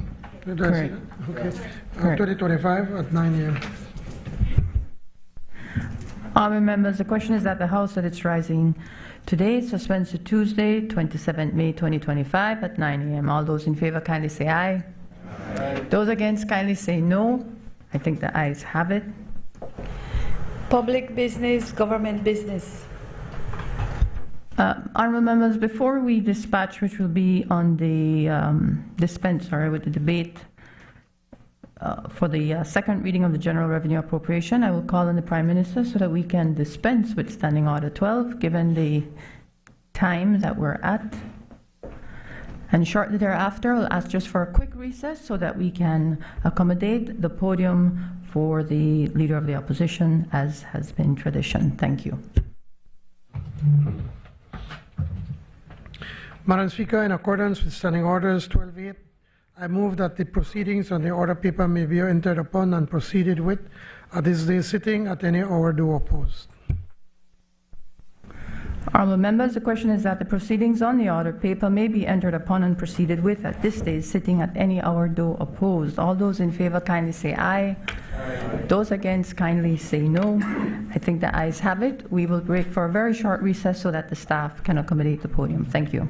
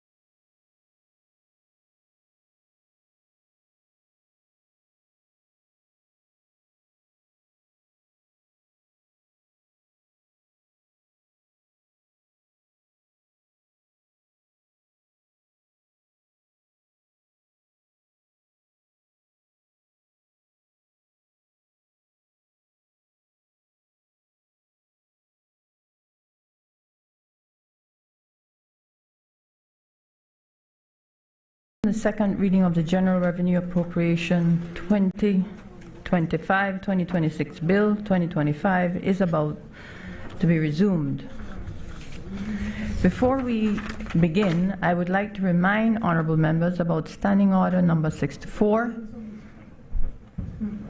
presentation and the second reading of the appropriation bill, especially paragraph 5, which reads, after the motion for the second reading of the appropriation bill has been resumed under paragraph 4 of the standing order, the debate shall be confined to the financial and economic state of the country and the general principles of government policy and administration as indicated by the appropriation bill and the estimates. Members are therefore asked to confine their debate within the prescribed limits of the aforementioned standing order. I would like to remind honorable members of the other parts of the standing orders, specifically standing order number 42B.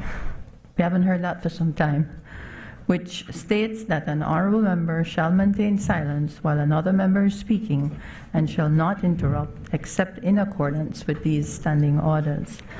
We now have the resumption of the debate on the General Revenue Appropriation 2025-2026 Bill 2025. I recognize the Honorable Leader of the Opposition. Member for Albert.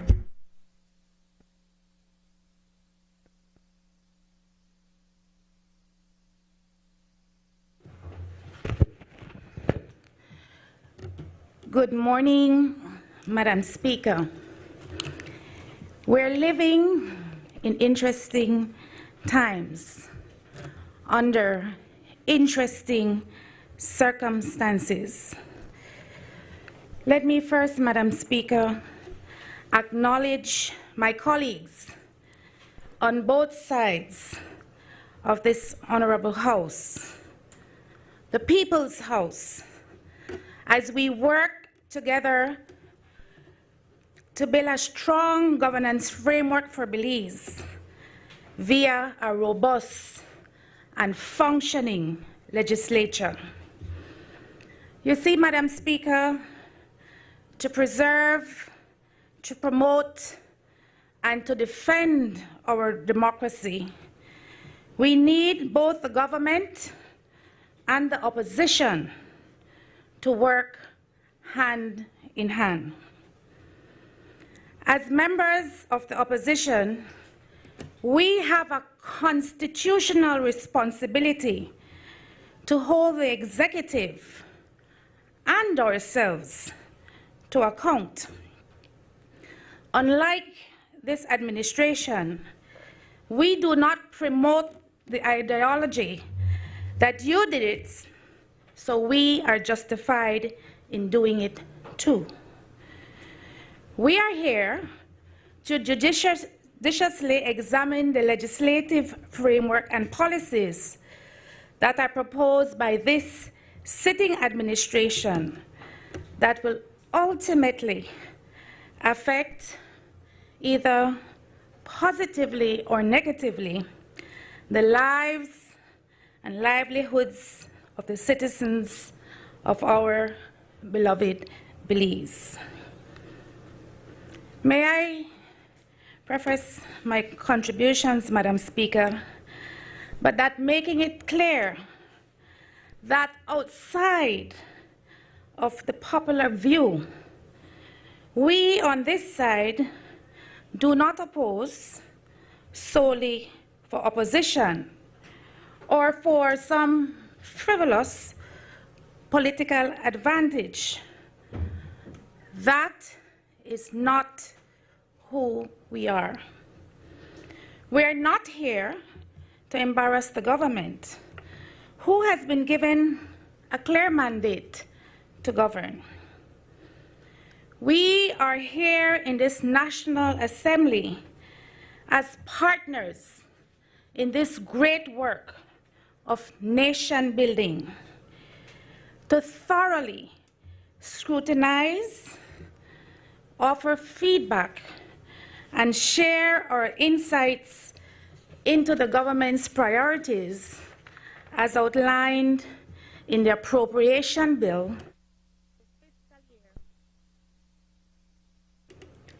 2025-2026, and to ensure that there are legitimate and transparent processes for the voices of the people to be heard on all matters of national importance and national concern. Madam Speaker, as our oath of office requires, we are each given a sacred duty and a profound responsibility to conscientiously, impartially, and to the best of our abilities to discharge our duties as members of this House of Representatives and to do right by all manner of people without fear or favor, affection or ill will. As the first woman to serve in the role of the leader of the opposition, and as I deliver this maiden address, I am determined to raise the tone and the substance of this debate. Some may counter that this is not an easy thing to do, but I am of the firm view that the people of Belize deserve more than political reflexes and rhetorical posturing. They deserve a debate that reflects the seriousness of their struggles and carefully outline the clarity of their expectations. It is in this spirit, Madam Speaker, that I rise to make my rebuttal to this year's budget debate.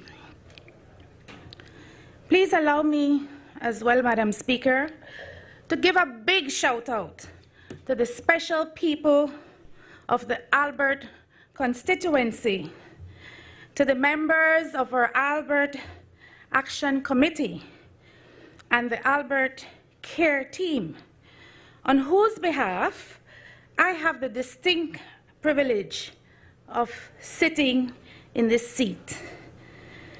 I take this opportunity to thank them for their vote of confidence in my leadership and for their unwavering support. They knew that we were up against a lot in the most recent elections. The government of the day came at us with guns drawn and blazing. But, Madam Speaker, I'm happy to report that the people of Albert remain steady. Neither their voices, nor their votes, or their loyalty were on sale. And I owe them all a deep debt of gratitude. With your concurrence, Madam Speaker, I seek your permission to refer to my prepared remarks. Madam Speaker, it is important that we bring into sharp focus the Prime Minister's budget speech and highlight the difference between truth and well-scripted talking points. I believe, Madam Speaker, that it was the prolific writer Mark Twain who remarked, and I quote, "Facts are stubborn, but statistics are more pliable," end of quote. This sentiment perfectly describes the 2025-2026 budget speech delivered by the member of Orange Walk Central 2 weeks ago. Madam Speaker, we all sat and listened to almost 2 hours of rehearsed optimism, padded with selective statistics and proposals that are painfully detached from the lived experiences of ordinary Belizeans. Madam Speaker, the Prime Minister's budget entitled From Promise to Performance, carefully polished in delivery, did not take into consideration the pressing needs of the masses, or in particular, the most vulnerable and marginalized within our society. May we point out, Madam Speaker, that there is a widening gap between those who have and those who are desperately trying to make ends meet. Even the gainfully employed, Madam Speaker, must engage in what is commonly known to us as a side hustle. That is, a part-time job or occupation undertaken in addition to one's regular employment to offset the escalating cost of living. The main issue is clear. The budget is insubstantial and lacks vision, offering more spin than solutions. Perhaps a more honest and appropriate theme would have been from performance poetry to policy pain. We sit on this side of the aisle will break down the rhetoric and seek to get us all, in their nomenclature, back on track. Back to calling it as it is and not what they pretended to be. Madam Speaker, I first begin with the social protection programs and the need, Madam Speaker, for social protection to be a national priority.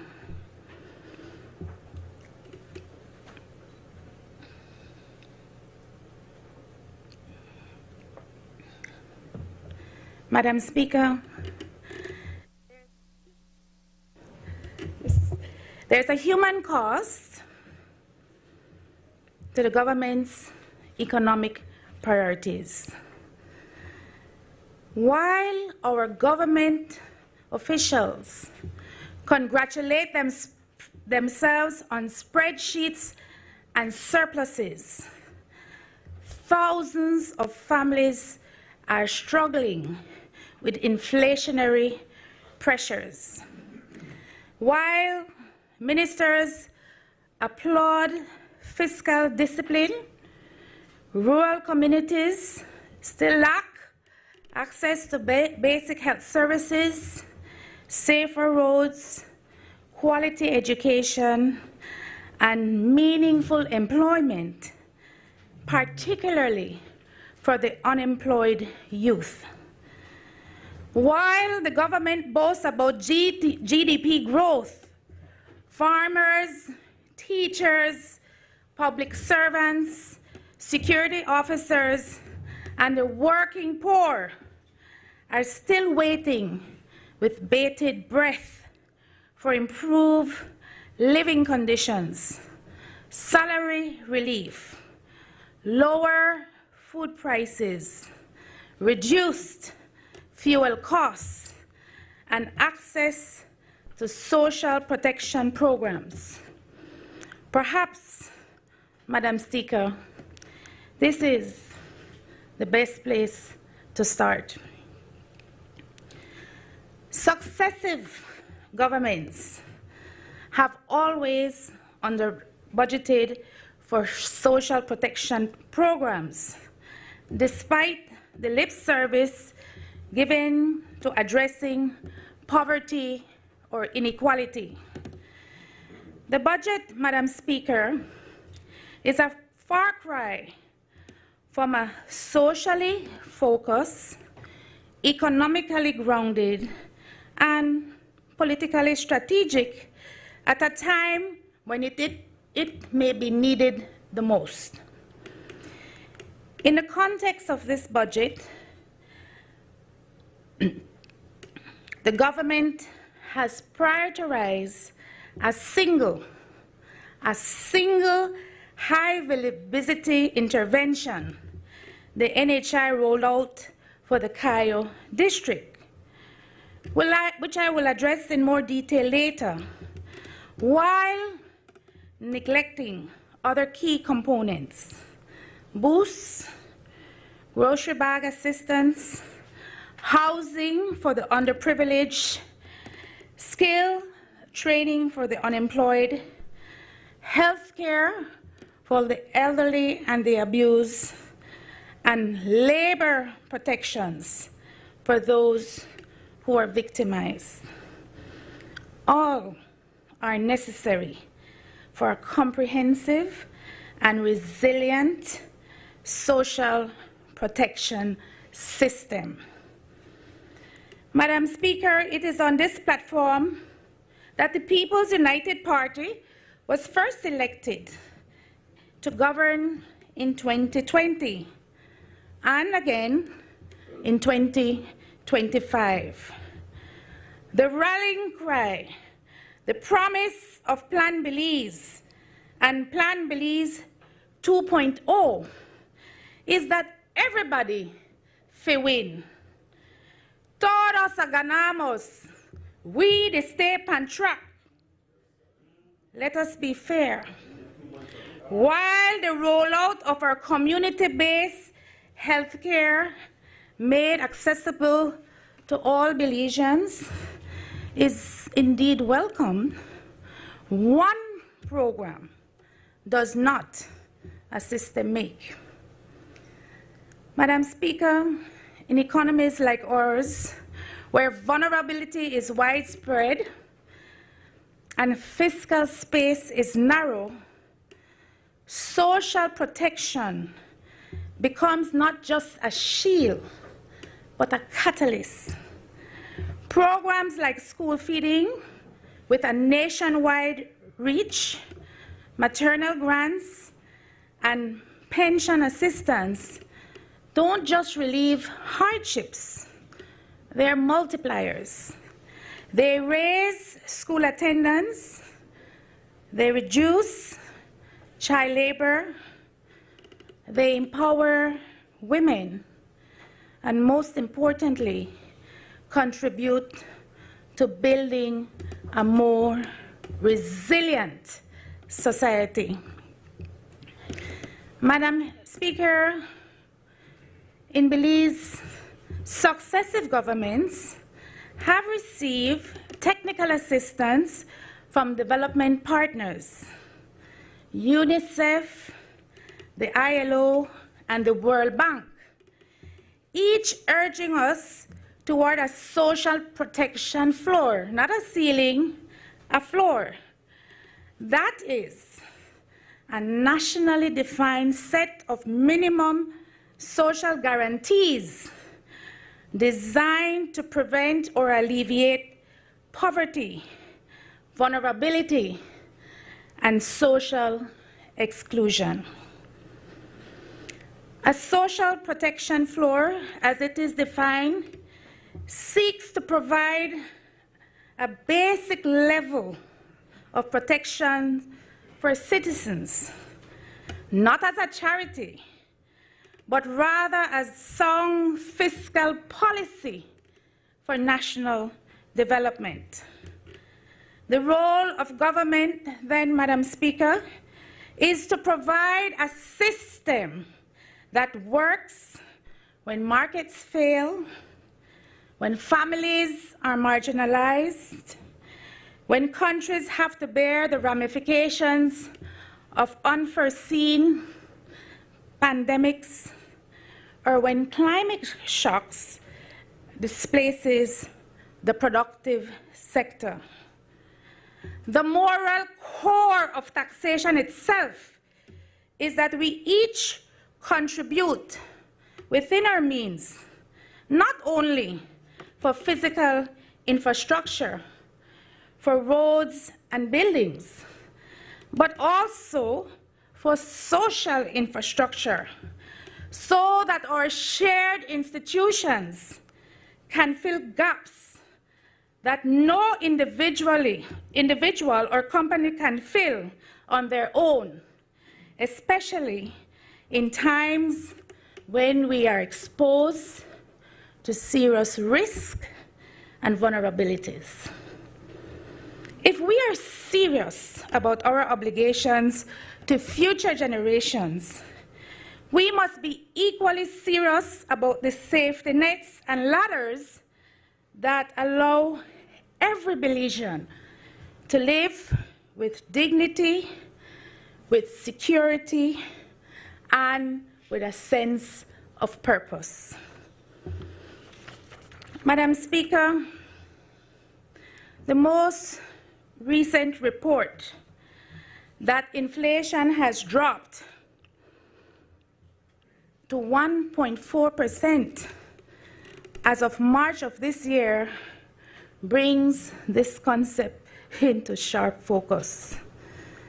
Ask any Belizean consumer in a grocery store, and they will laugh or perhaps cry.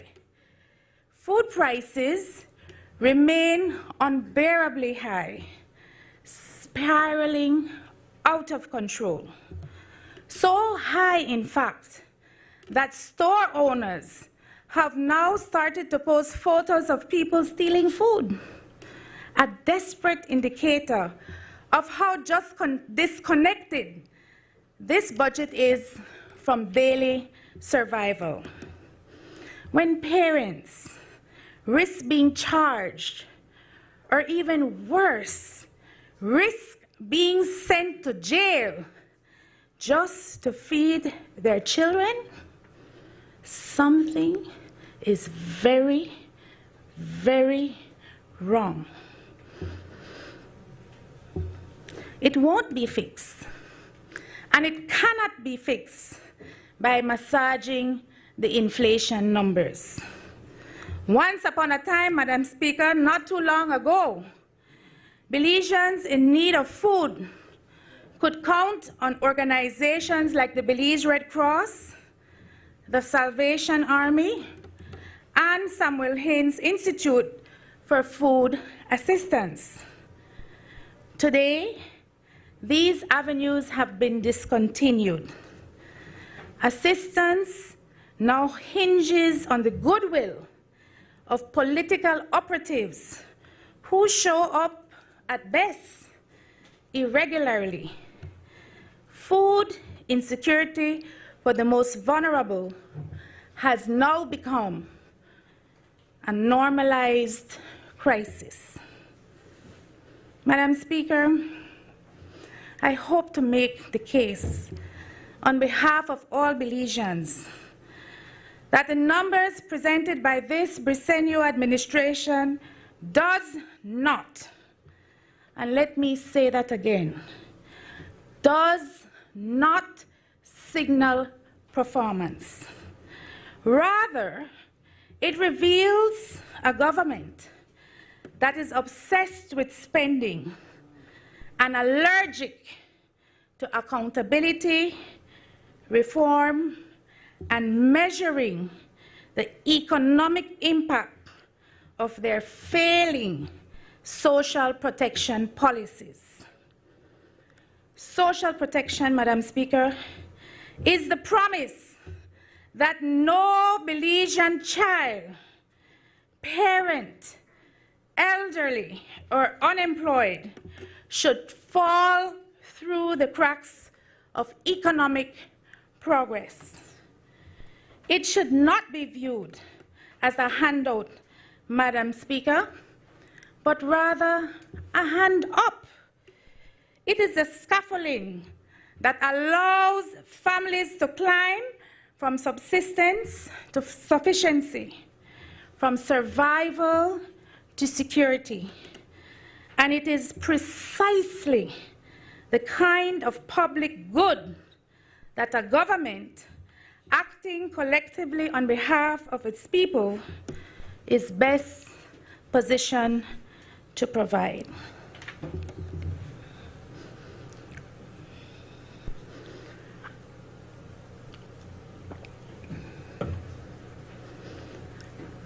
Fiscal year 2025-2026 budget overview. Madam Speaker, before us today is not just a fiscal document. This is a statement of national priorities. Governments should serve as a bridge between what citizens can do for themselves and what must be done collectively in the interests of justice, equity, nation building.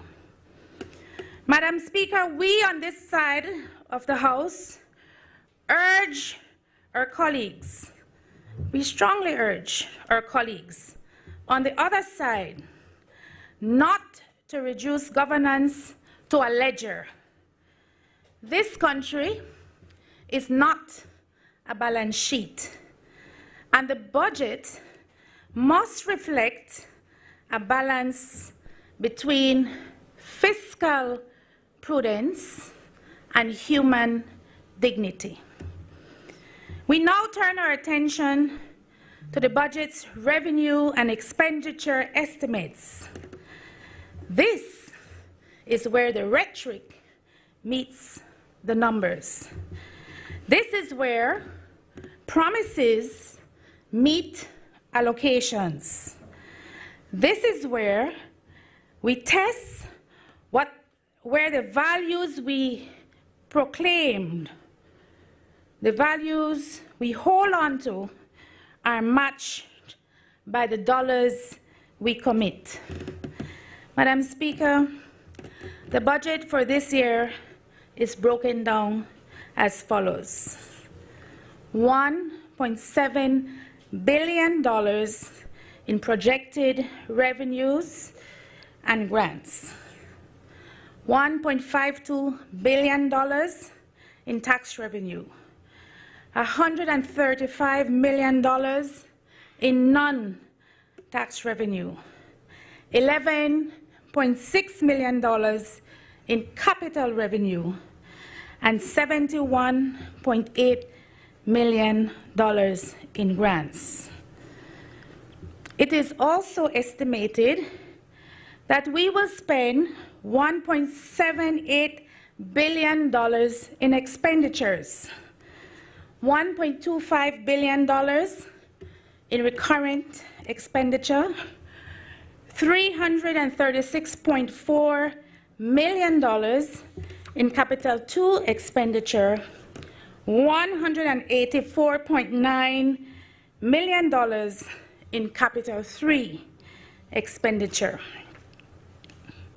Madam Speaker, the 2025-2026 budget is framed as the largest capital budget in Belize's history.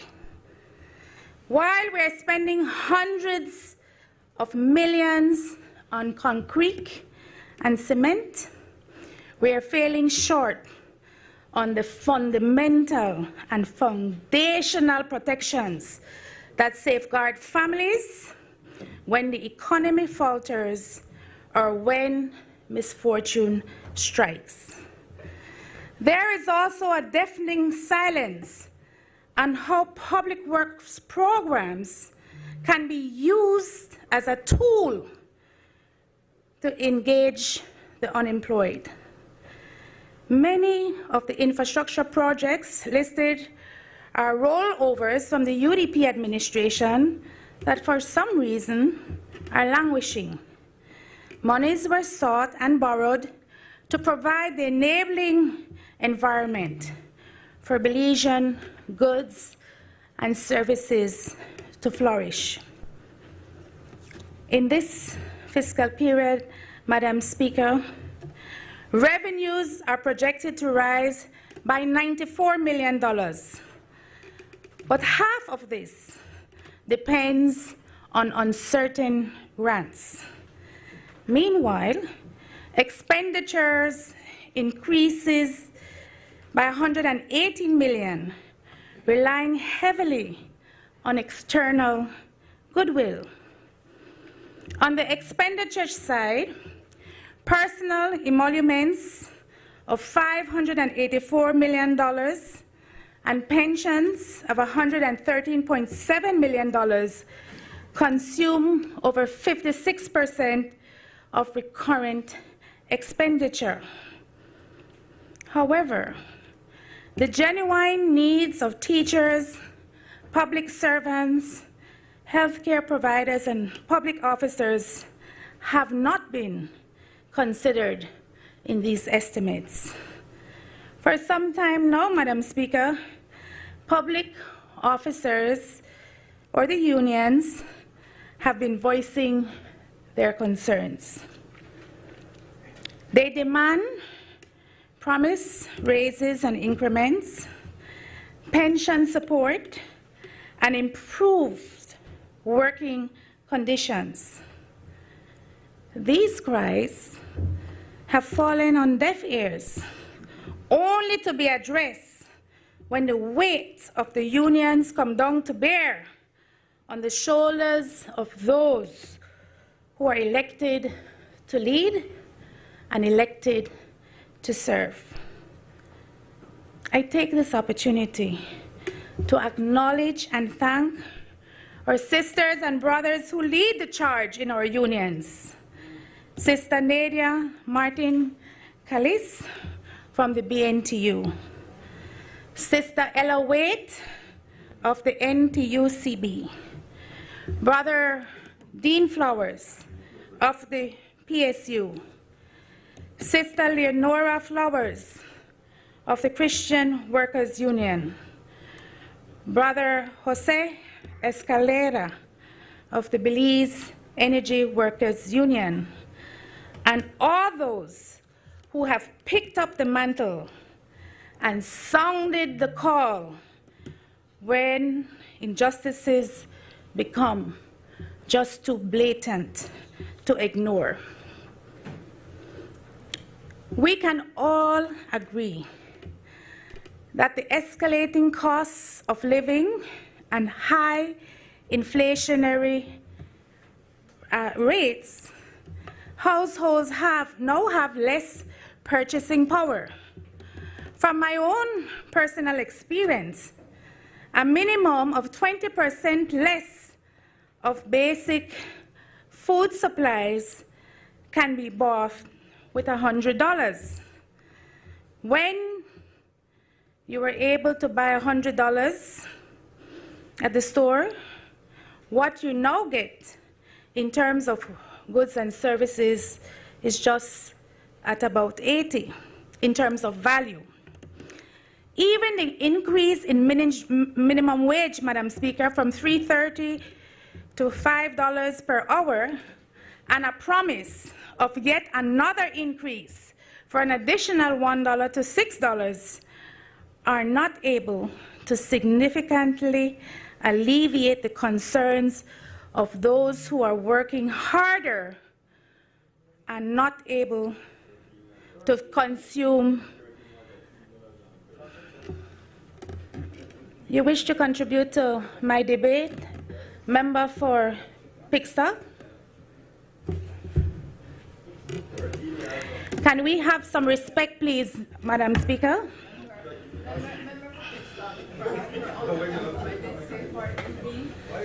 Thank you for reminding me. No,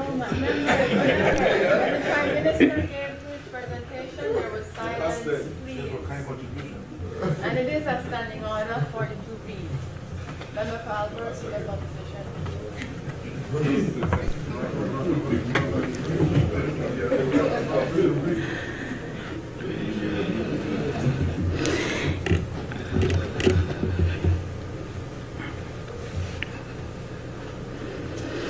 Madam Speaker, income generating households should not have to make decisions about putting food on the table and paying their utility bills.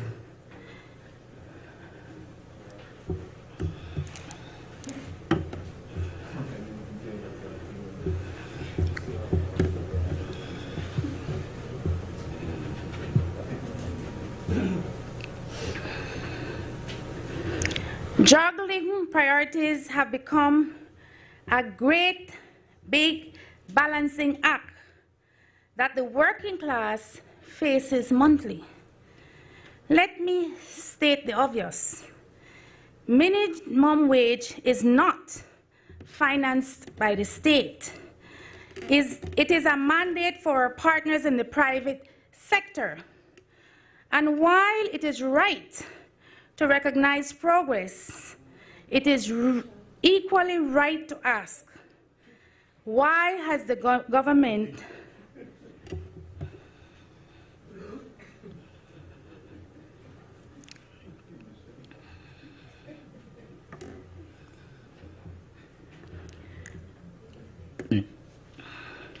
while it is right to recognize progress, it is equally right to ask, why has the government not contributed financially to improving household resilience? Madam Speaker, for the avoidance of any doubt, those of us on this side of the House support the call of our teachers for overdue salary increments and an 8.5% increase in salary. This administration, Madam Speaker, can find the resources for all sorts of programs and initiatives. So let us find the money to pay our teachers and public officers who are first on call to make sacrifices whenever the need arises. There should be concerted efforts to improve the efficiency of government services, to enhance oversight of the public resources usage, to rebuild a severely broken financial system, and to mitigate against the misappropriation of public funds. Corruption is rampant. Madam Speaker, the misuse of public funds must stop. Doing so will allow this administration to address the pressing concerns within the public sector. This past Friday, Madam Speaker, one of our local evening news broadcast stations aired a story about 2 security contracts that were given post-haste to POP cronies for a total sum of $28.5 million for a period of 10 years via a select tendering process. That means by special invitation at the discretion of the responsible government entity. This is not to say that the government does not have an oversight obligation to keep our citizens and visitors alike safe while traveling in our domestic airspace. But one must question how these contracts work.